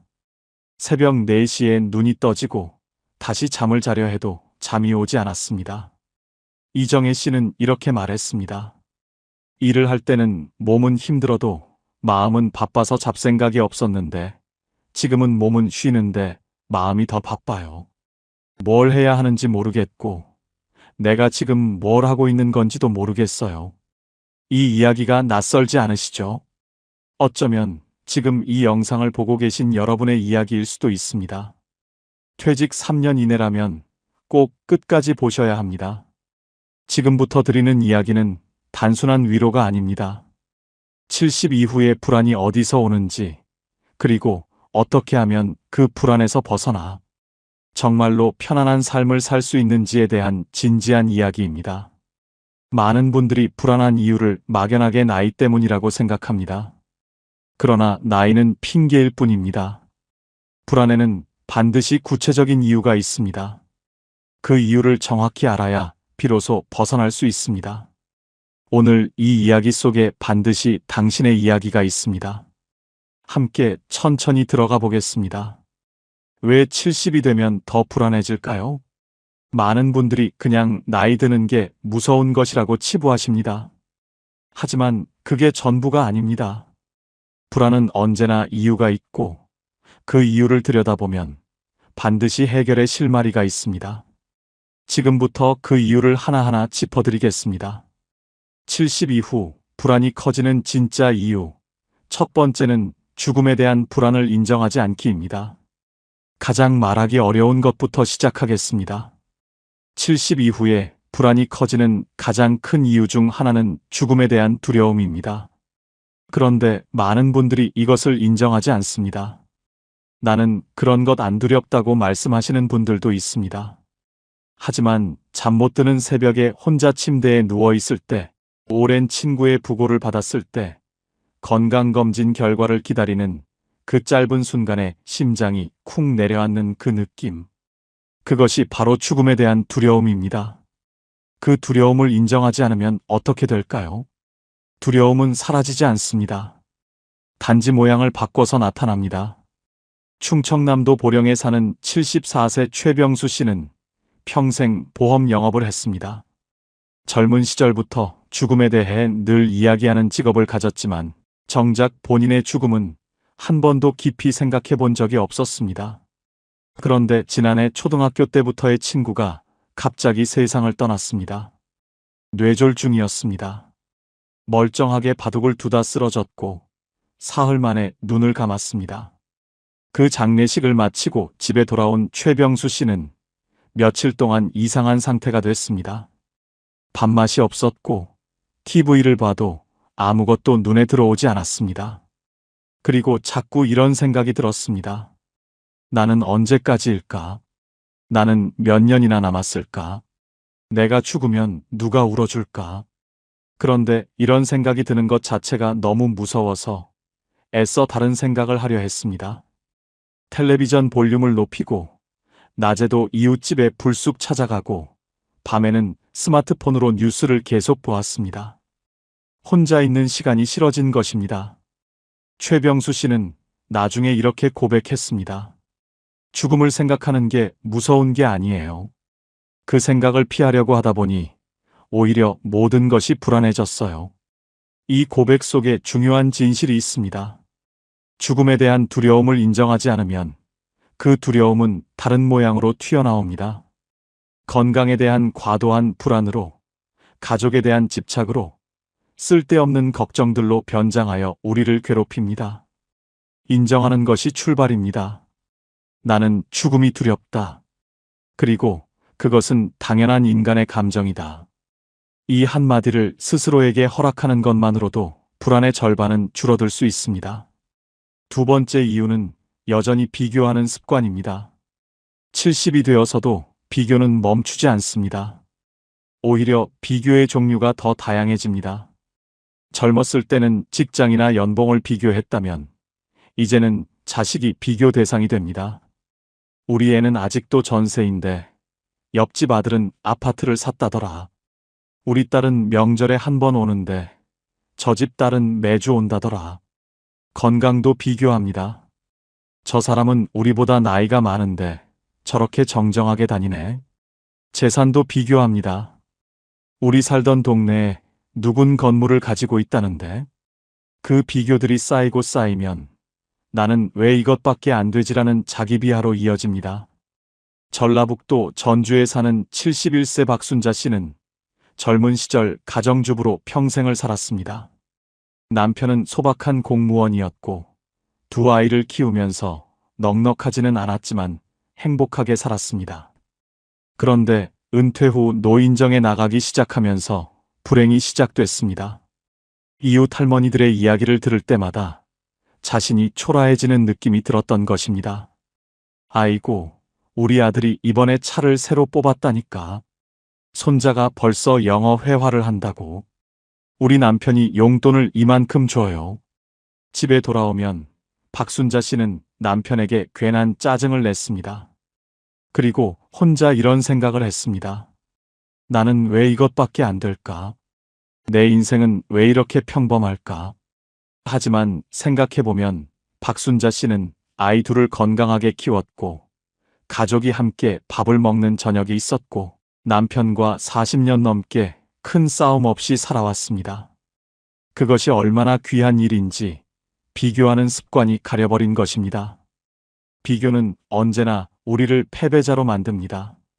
왜냐하면 비교는 언제나 자신보다 나은 것을 향하기 때문입니다. 나보다 더 나은 사람은 언제나 존재합니다. 그 무한한 비교의 사다리를 오르는 한 평안은 오지 않습니다. 세 번째 이유는 쓸모를 증명하려는 강박입니다. 퇴직 후에 많은 분들이 이런 말씀을 하십니다. 내가 뭘 해야 할지 모르겠어요. 그런데 이 말의 이면에는 조금 더 정확한 감정이 숨어 있습니다. 내가 아무것도 하지 않으면 쓸모없는 사람이 되는 것 같다는 두려움입니다. 수십 년 동안 일을 해왔습니다. 이를 통해 내가 누구인지 정의했습니다. 직함이 있었고 해야 할 역할이 있었고 나를 필요로 하는 사람들이 있었습니다. 그런데 그것이 모두 사라지고 나면 갑자기 나는 누구인가라는 질문이 떠오릅니다. 그 질문이 불편해서 일을 억지로 만들기 시작합니다. 필요도 없는데 봉사활동에 여러 개를 등록하고 무리하게 파트타임 일을 찾고 자식들의 일에 지나치게 관여하기도 합니다. 몸이 힘든데도 쉬지 못하는 이유는 쉬면 쓸모없어진다는 두려움 때문입니다. 하지만 생각해 보세요. 쓸모가 있어서 인간이 가치가 있는 게 아닙니다. 인간이기 때문에 가치가 있는 것입니다. 그 순서를 바꾸는 것이 70 이후 평안의 핵심입니다. 네 번째 이유는 관계를 정리하지 못하는 의무감입니다. 70이 되어도 여전히 피곤한 인연을 끊지 못하는 분들이 많습니다. 40년 직이라는 이유로, 친척이라는 이유로, 오랜 이웃이라는 이유로 사실은 만날 때마다 기분이 불쾌하고 에너지가 빠져나가는 관계를 유지합니다. 젊었을 때는 어느 정도 버텨낼 체력이 있었습니다. 하지만 70이 넘으면 몸의 체력만 줄어드는 것이 아닙니다. 감정을 처리하는 에너지도 줄어듭니다. 불편한 자리에서 웃어야 하고, 듣기 싫은 말을 참아야 하고, 맞지 않는 사람과 시간을 보내는 것 자체가 이제는 크게 소진되는 일이 됩니다. 그런데도 끊지 못합니다. 의리라고 생각하고 내가 너무 예민한 것이라고 자책하기도 합니다. 그 의무감이 삶을 무겁게 만들고 있습니다. 관계는 의무가 아닙니다. 관계는 나눔이어야 합니다. 한쪽만 소진되는 관계는 관계가 아니라 부담입니다. 다섯 번째 이유는 성과 중심 사고를 내려놓지 못함입니다. 평생을 더 나아져야 한다는 생각으로 살아왔습니다. 더 좋은 집, 더 많은 저축, 더 나은 자식들, 더 건강한 몸. 무언가를 향해 나아가는 것이 삶이라고 배웠습니다. 그런데 70이 넘으면 그 성장의 방향이 달라지기 시작합니다. 몸은 이제 더 강해지지 않습니다. 재산은 늘어나기보다 쓰는 쪽이 됩니다. 더 높이 올라갈 사다리도 없습니다. 그때 찾아오는 것이 바로 내려가고 있는 것 같다는 두려움입니다. 쉬면서 죄책감이 드는 것도 이 때문입니다. 아무것도 하지 않는 하루가 낭비된 하루처럼 느껴집니다. 일찍 일어나지 않으면 게으른 것 같고, 배우지 않으면 뒤처지는 것 같고, 운동을 빠지면 건강을 포기한 것 같습니다. 이 성과 중심의 사고방식이 은퇴 후에도 우리를 놓아주지 않습니다. 하지만 한번 생각해 보십시오. 이제 성과를 위해 사는 시대는 지났습니다. 이제는 의미를 위해 사는 시대입니다. 성과는 숫자로 측정되지만 의미는 마음으로 느낍니다. 그 전환이 70 이후의 삶을 바꿉니다. 자, 이 5가지를 하나로 묶을 수 있습니다. 70 이후 불안의 본질은 내려놓지 못함입니다.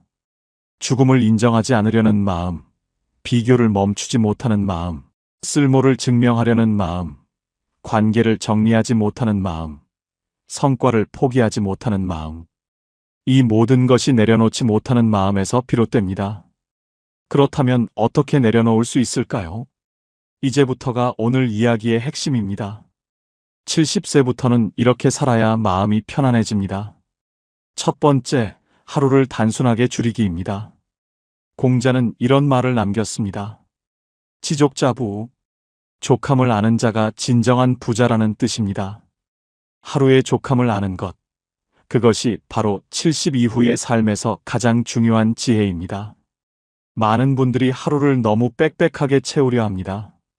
아침에 운동, 오전에 노인 대학, 점심에 친구 약속, 오후에 손자 돌봄, 저녁에 교회. 이렇게 일정이 가득 찬 하루를 잘 살고 있는 것이라고 생각합니다. 그런데 정작 집에 돌아오면 너무 지쳐서 아무것도 할 수가 없고 다음날 아침에 눈을 뜨면 또 그 루틴을 반복해야 한다는 부담감이 밀려옵니다. 이렇게 채운 하루가 정말 풍요로운 하루일까요?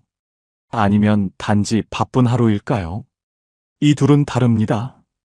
풍요롭다는 것은 마음이 충만하다는 것이고, 바쁘다는 것은 몸이 소진된다는 것입니다.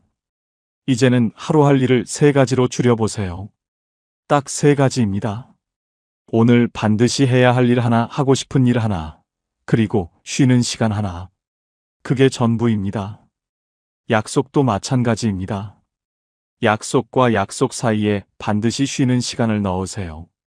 약속이 끝나고 집에 돌아와서 1시간이라도 쉰 후에 다음 약속을 잡는 것입니다. 처음에는 뭔가를 덜 하는 것 같아서 불안할 수 있습니다. 하지만 하루가 가벼워지면 마음도 가벼워집니다.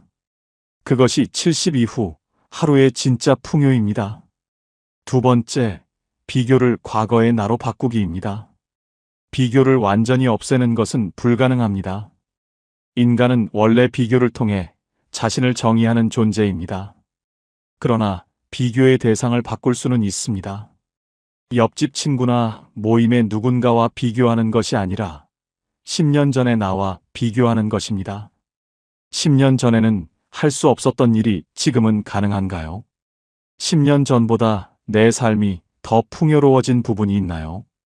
경험이 쌓였고, 마음이 넓어졌고, 작은 것에서 기쁨을 찾는 법을 조금은 알게 되었나요? 그것이 성장입니다. 10년 전에 나는 새벽에 빵 하나를 먹으면서도 걱정에 잠 못 들었는데, 지금의 나는 그 걱정들이 어느 정도 해결됐습니다. 10년 전에 나는 부모님을 보내드리는 고통을 아직 몰랐는데, 지금의 나는 그 상실을 견뎌냈습니다. 그것이 성장입니다. 남보다 더 많이 가졌는가, 남보다 더 나은 자식을 두었는가 하는 비교에서 벗어나 과거의 나보다 지금의 내가 조금 더 편안하고 조금 더 지혜로운가 하는 비교로 돌아서면 비교는 독이 아니라 성장의 도구가 됩니다. 세 번째, 아무것도 하지 않아도 괜찮다고 허락하기입니다. 쉬는 것도 능력입니다. 이것이 굉장히 중요한 이야기인데 많은 분들이 진심으로 받아들이지 못합니다. 우리 세대는 어릴 때부터 열심히 일하는 것이 미덕이라고 배웠습니다. 가만히 있으면 안 된다고, 늘 무언가를 해야 한다고 배웠습니다. 그래서 70이 넘어서도 아무것도 하지 않는 하루가 오면 마음이 불편합니다. 죄책감이 듭니다. 이러고 있어도 되나 하는 생각이 밀려옵니다. 하지만 이제는 스스로에게 허락해야 합니다. 아무것도 하지 않아도 됩니다. 오늘 하루 종일 볕이 잘 드는 창가에 앉아서 그냥 있어도 됩니다. 새소리를 들어도 되고 구름이 지나가는 것을 봐도 됩니다. 아무런 목적 없이 그냥 있는 것. 그것이 낭비가 아닙니다. 그것이 삶입니다. 일본에는 보라이라는 표현이 있습니다. 멍하니 시간을 보내는 것을 일컫는 말인데 이것이 정신 건강에 얼마나 좋은지를 연구한 학자들이 있습니다. 아무 생각 없이 하늘을 바라보는 시간, 그 시간이 뇌를 쉬게 하고 감정을 정화합니다. 휴식은 게으름이 아닙니다. 휴식은 권리입니다. 열심히 살아온 사람이 누릴 자격이 있는 당연한 권리입니다. 네 번째, 관계를 줄이고 깊게입니다. 70의 인간관계는 숫자가 아니라 밀도입니다. 지금 이 말을 잘 기억해 주시기 바랍니다.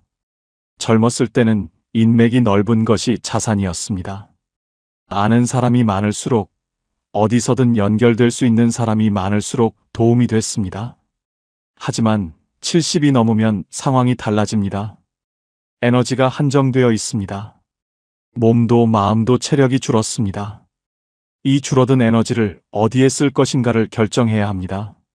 만날 때마다 가슴이 따뜻해지는 사람, 있는 그대로의 나를 보여줄 수 있는 사람, 함께 있으면 에너지가 채워지는 사람, 이런 관계를 두세 개만 깊게 유지하는 것이 100명의 가벼운 관계보다 훨씬 더 풍요롭습니다. 반대로 만날 때마다 비교당하는 느낌이 드는 관계, 내가 늘 베풀어야만 유지되는 관계, 만나고 나면 괜히 기분이 가라앉는 관계는 천천히 거리를 두어도 됩니다. 그것은 냉정한 것이 아닙니다. 그것은 남은 삶을 어떻게 쓸 것인가에 대한 현명한 선택입니다. 70의 우정은 오래됐다고 좋은 것이 아닙니다. 지금 나에게 좋은 것이 좋은 우정입니다. 다섯 번째, 오늘에 머무는 연습입니다. 쇼펜하우어는 이런 말을 했습니다. 행복은 먼 곳에 있지 않다고, 가장 보통의 일상 속에 행복의 씨앗이 있다고, 그리고 그 씨앗을 발견하는 것은 외부 조건이 아니라 내면의 태도에 달려 있다고 했습니다. 우리는 너무 자주 과거를 후회하거나 미래를 걱정하며 시간을 보냅니다. 70이 넘으면 이 경향이 더 강해집니다. 그때 이렇게 했더라면 하는 후회와 앞으로 어떻게 되려나 하는 걱정이 현재를 갉아먹습니다. 그런데 사실 우리가 살 수 있는 것은 오직 지금 이 순간뿐입니다. 지금 이 순간, 창문으로 들어오는 햇살, 오늘 아침에 먹은 따뜻한 밥 한 공기, 마당에 핀 작은 꽃 한 송이, 저녁에 마시는 커피 한 잔, 천천히 걷는 동네 한 바퀴. 이 평범한 것들이 사실은 대단히 소중한 것들입니다. 건강이 허락할 때 걸을 수 있다는 것, 음식 맛을 느낄 수 있다는 것, 햇살을 느낄 수 있다는 것. 이것이 얼마나 귀한 일인지는 그것을 잃어버렸을 때에야 비로소 알게 됩니다. 아직 잃어버리기 전에 오늘 이 순간에 머물러 보세요. 그 연습이 쌓이면 평온이 됩니다. 오늘 저녁 창밖을 한번 내다보세요. 그냥 보세요. 뭔가를 생각하려 하지 말고 그냥 거기 있는 것들을 바라보세요. 그것이 오늘의 머무는 연습의 시작입니다. 6번째, 죽음을 인정하면 오히려 삶이 가벼워집니다. 끝이 있다는 것을 알면 오늘이 선물이 됩니다. 이 말이 처음에는 이상하게 들릴 수 있습니다. 죽음을 생각하면 우울해질 것 같은데 어떻게 삶이 가벼워진다는 것인가요? 조선 후기의 실학자 정약용은 유배지 강진에서 이런 이야기를 남겼습니다.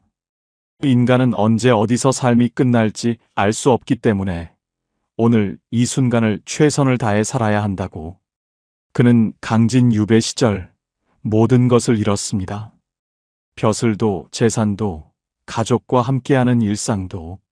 하지만 그 절망적인 상황에서 오히려 더 맑아진 정신으로 500권이 넘는 책을 썼습니다. 죽음이 언제든 올 수 있다는 사실이 그를 오히려 더 살아있게 만든 것입니다. 죽음을 억지로 피하려 하지 말고 담담하게 인정해 보세요. 그래, 나는 언젠가는 간다. 그렇다면 오늘 하루를 어떻게 살 것인가? 이 질문을 품으면 삶이 달라집니다. 사소한 것에 화내는 시간이 줄어들고 소중한 사람과 보내는 시간이 늘어나고 지금 이 순간이 얼마나 고마운 것인지를 느끼게 됩니다. 죽음은 삶의 끝이지만 죽음을 인정하는 것은 삶의 시작이 될 수 있습니다. 그 역설이 70 이후의 삶을 훨씬 더 가볍고 풍요롭게 만들어줍니다. 이제 감동적인 두 분의 이야기를 들려드리겠습니다. 경기도 수원에 사는 72세 윤혜숙 씨는 3년 전에 남편을 잃었습니다. 45년을 함께 살았습니다. 고등학교 동창이었고 26살에 결혼해서 아이 셋을 함께 키웠습니다.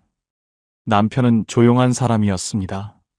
별로 말이 많지 않았고 그래서 싸울 일도 별로 없었습니다. 함께 있으면 그냥 편했습니다. 편하다는 감정이 얼마나 귀한 것인지 그때는 몰랐습니다. 그 남편이 사라졌을 때 윤혜숙 씨는 처음 몇 달 동안 어떻게 지냈는지 기억이 없다고 합니다. 자식들이 걱정해서 번갈아 와서 지냈고 아침마다 밥을 차려줬습니다. 밥을 먹었는데 먹은 것 같지가 않았고 잠을 잤는데 잔 것 같지가 않았습니다. 그런데 자식들이 각자 집으로 돌아가고 나서 정말 혼자가 되었을 때 무너지기 시작했습니다. 새벽 2시에 눈이 떠지면 남편의 빈자리가 너무 크게 느껴졌습니다. 오른쪽 이불이 차갑고 그 차가움이 너무 서럽게 느껴졌습니다. 슈퍼마켓에 가서 식빵 한 봉지를 사다 놓으면 혼자 먹기에도 너무 많았습니다. 밥 한 공기를 짓는 것이 너무 많아서 밥을 안 하고 빵으로 끼니를 때우다 보면 기운이 없었습니다. 기운이 없으면 아무것도 하기 싫고 아무것도 하기 싫으면 더 우울해지는 악순환이 이어졌습니다. 6개월이 지났을 때 윤혜숙 씨는 스스로 결심했습니다. 이렇게 있다가는 나도 죽겠다 싶었다고 합니다. 그래서 아주 작은 루틴을 만들기 시작했습니다. 아침 7시에 일어나서 창문을 열고 바깥 공기를 10번 깊게 들이마시는 것. 그게 첫 번째였습니다.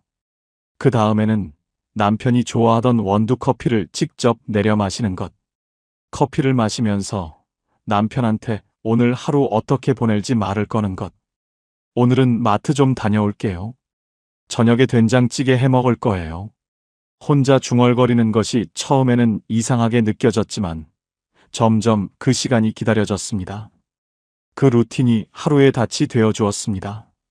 흔들리는 배도 닻이 있으면 제자리를 찾을 수 있는 것처럼 루틴이 윤혜숙 씨의 하루를 붙잡아 주었습니다. 한 달이 지나자 루틴이 2개가 됐습니다. 오전 10시에 동네를 한 바퀴 도는 것이 추가됐습니다. 처음에는 고개를 숙이고 걸었습니다. 마주치는 사람들과 눈이 마주치면 왠지 자신이 불쌍하게 보일 것 같아서였습니다. 그런데 2달쯤 지나자 고개가 올라갔습니다. 길가에 꽃이 보이기 시작했습니다.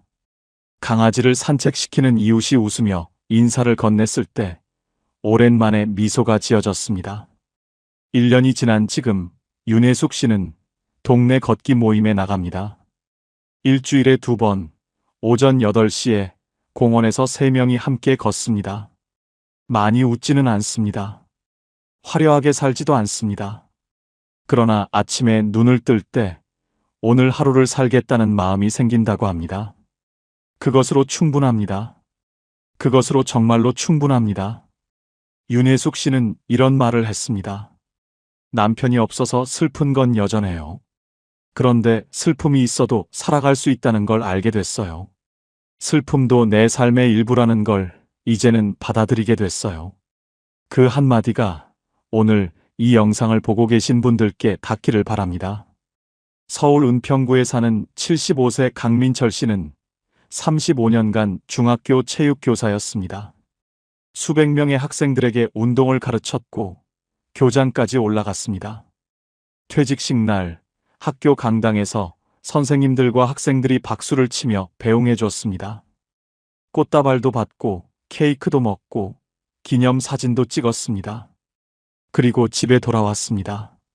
문을 열고 집에 들어섰을 때 아내가 수고했어요 라고 말했습니다. 그게 전부였습니다. 35년간의 일이 그렇게 끝났습니다. 다음 날 아침 알람을 끄고 다시 누웠습니다. 갈 데가 없었습니다. 예전 같으면 이미 학교 운동장에 나가 아이들의 체육 수업 준비를 하고 있을 시간이었습니다. 처음 한 달은 쉬어야 한다고 생각했습니다. 그 다음 한 달은 여행이라도 다녀와야겠다고 생각했습니다. 제주도에 혼자 다녀왔는데 아름다운 경치가 눈에 들어오지 않았습니다. 그냥 왔다 간다는 느낌이었습니다. 아내는 당신 왜 그래? 행복해야 할 거 아니야 라고 했지만 강민철 씨는 행복이 어디서 오는 것인지 모르겠었습니다. 교사로 살 때는 아이들의 성장이 보람이었습니다. 그런데 지금 자신의 삶에는 성장이 보이지 않았습니다. 그냥 매일 똑같이 시간이 흘러가는 것 같았습니다. 6개월이 지나자 몸도 이상해졌습니다. 운동을 안 하니까 살이 찌고, 살이 찌니까 무릎이 아프고, 무릎이 아프니까 더 움직이기 싫어졌습니다. 아내와 다투는 날도 늘었습니다. 하루 종일 집에 있으니 사소한 것에도 부딪혔습니다. 그러다 어느 날 은평 지역 복지관에서 운동 봉사자를 모집한다는 전단지를 봤습니다. 노인들을 대상으로 간단한 스트레칭과 가벼운 체조를 가르쳐줄 사람을 찾는다는 내용이었습니다. 강민철 씨는 처음에는 망설였습니다. 봉사라니, 나 같은 사람이 봉사를 해도 되나? 교장까지 한 사람인데. 하지만 그냥 한번 가봤습니다. 거창하게 생각하지 않기로 했습니다. 그냥 한 번만 가보기로 했습니다. 복지관에 처음 들어섰을 때 70대, 80대 어르신 15명이 의자에 앉아 기다리고 있었습니다. 강민철 씨가 앞에 서서 천천히 팔을 올렸다 내렸다 하는 동작을 보여주자 어르신들이 따라 했습니다. 어떤 분은 팔이 잘 올라가지 않아서 눈살을 찌푸리고 어떤 분은 킬킬 웃으면서 이게 생각보다 어렵네요 라고 했습니다. 수업이 끝나고 한 할머니가 다가와서 말했습니다. 선생님 덕분에 몸이 좀 풀렸어요. 다음 주에도 오실 거죠? 그 한마디였습니다. 그 한마디에 강민철 씨의 눈이 뜨거워졌습니다. 집에 돌아오는 버스 안에서 오랜만에 내가 필요한 사람이구나라는 느낌이 들었습니다. 그게 2년 전의 일입니다. 지금 강민철 씨는 일주일에 3번 봉사를 나갑니다. 예전만큼 화려하지는 않습니다. 교장 선생님이라는 호칭도 없습니다. 하지만 복지관 어르신들이 기다려준다는 사실이, 그 기다림이 그의 하루를 채워줍니다. 강민철 씨가 나중에 이런 말을 했습니다. 은퇴하고 나서 한동안 내가 쓸모없다고 느꼈어요. 그런데 지금 생각해보면 쓸모 있어야 산다는 생각 자체가 잘못된 거였어요. 나는 그냥 나이기 때문에 살아야 하는 거지 쓸모가 있어서 사는 게 아니잖아요. 근데 그 사실을 이해하는데 1년이 걸렸어요. 그 말이 오늘 이 영상을 보고 계신 여러분께도 닿기를 바랍니다. 70은 채우는 나이가 아닙니다. 덜어내는 나이입니다. 이 문장을 한 번 더 읽어보세요. 70은 채우는 나이가 아니라 덜어내는 나이입니다. 우리는 태어나서 지금까지 끊임없이 채워왔습니다. 지식을 채웠고, 경험을 채웠고, 재산을 채웠고, 관계를 채웠습니다. 그 채움이 삶을 만들어 왔습니다. 그리고 그 채움이 있었기에 지금의 내가 있습니다. 그 노력은 충분히 인정받아야 합니다. 하지만 이제는 방향을 바꿀 때입니다. 더 이상 채우는 것이 목적이 아닌 시간이 왔습니다. 이제는 무엇을 내려놓을 것인가, 무엇을 버릴 것인가, 무엇으로부터 자유로워질 것인가를 생각할 시간입니다. 채우는 사람은 늘 배가 고픕니다. 하지만 덜어내는 사람은 가벼워집니다. 가볍다는 것은 자유롭다는 것입니다. 자유롭다는 것은 평온하다는 것입니다. 존재가 성과보다 중요합니다. 당신이 무언가를 잘하기 때문에 소중한 것이 아닙니다. 당신이 누군가에게 도움이 되기 때문에 가치가 있는 것이 아닙니다. 당신은 그냥 당신이기 때문에 소중합니다. 70년이 넘는 삶을 살아온 그 존재 자체가 이미 충분한 가치입니다. 그 세월 동안 얼마나 많은 것을 견뎌냈습니까? 얼마나 많은 사람을 사랑했습니까? 얼마나 많은 아침을 맞이했습니까? 그 모든 것이 당신이라는 존재를 구성하고 있습니다. 성과를 내야 존재의 의미가 생기는 시기는 이미 지났습니다.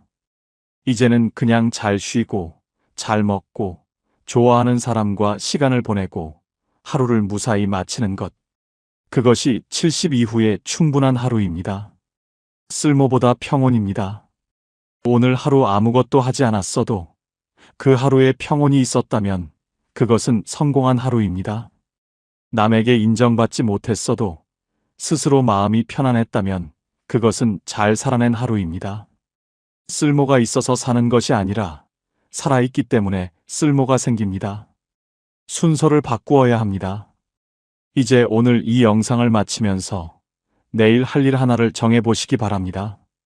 거창한 것이 아니어도 됩니다. 아주 작은 것이어도 됩니다.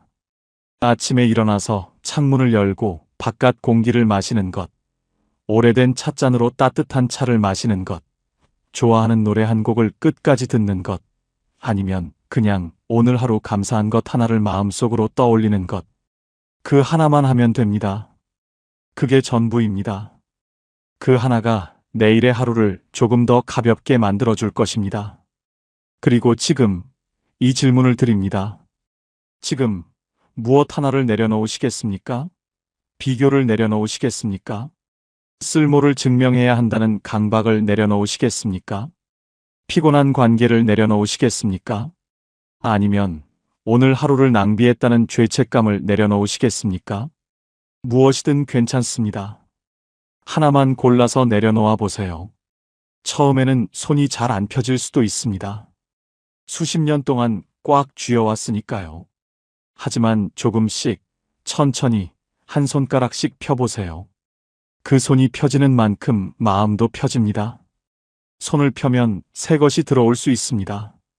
꽉 쥔 손에는 새 것이 들어올 자리가 없습니다. 내려놓는 것은 잃는 것이 아닙니다. 내려놓는 것은 새로운 공간을 만드는 것입니다.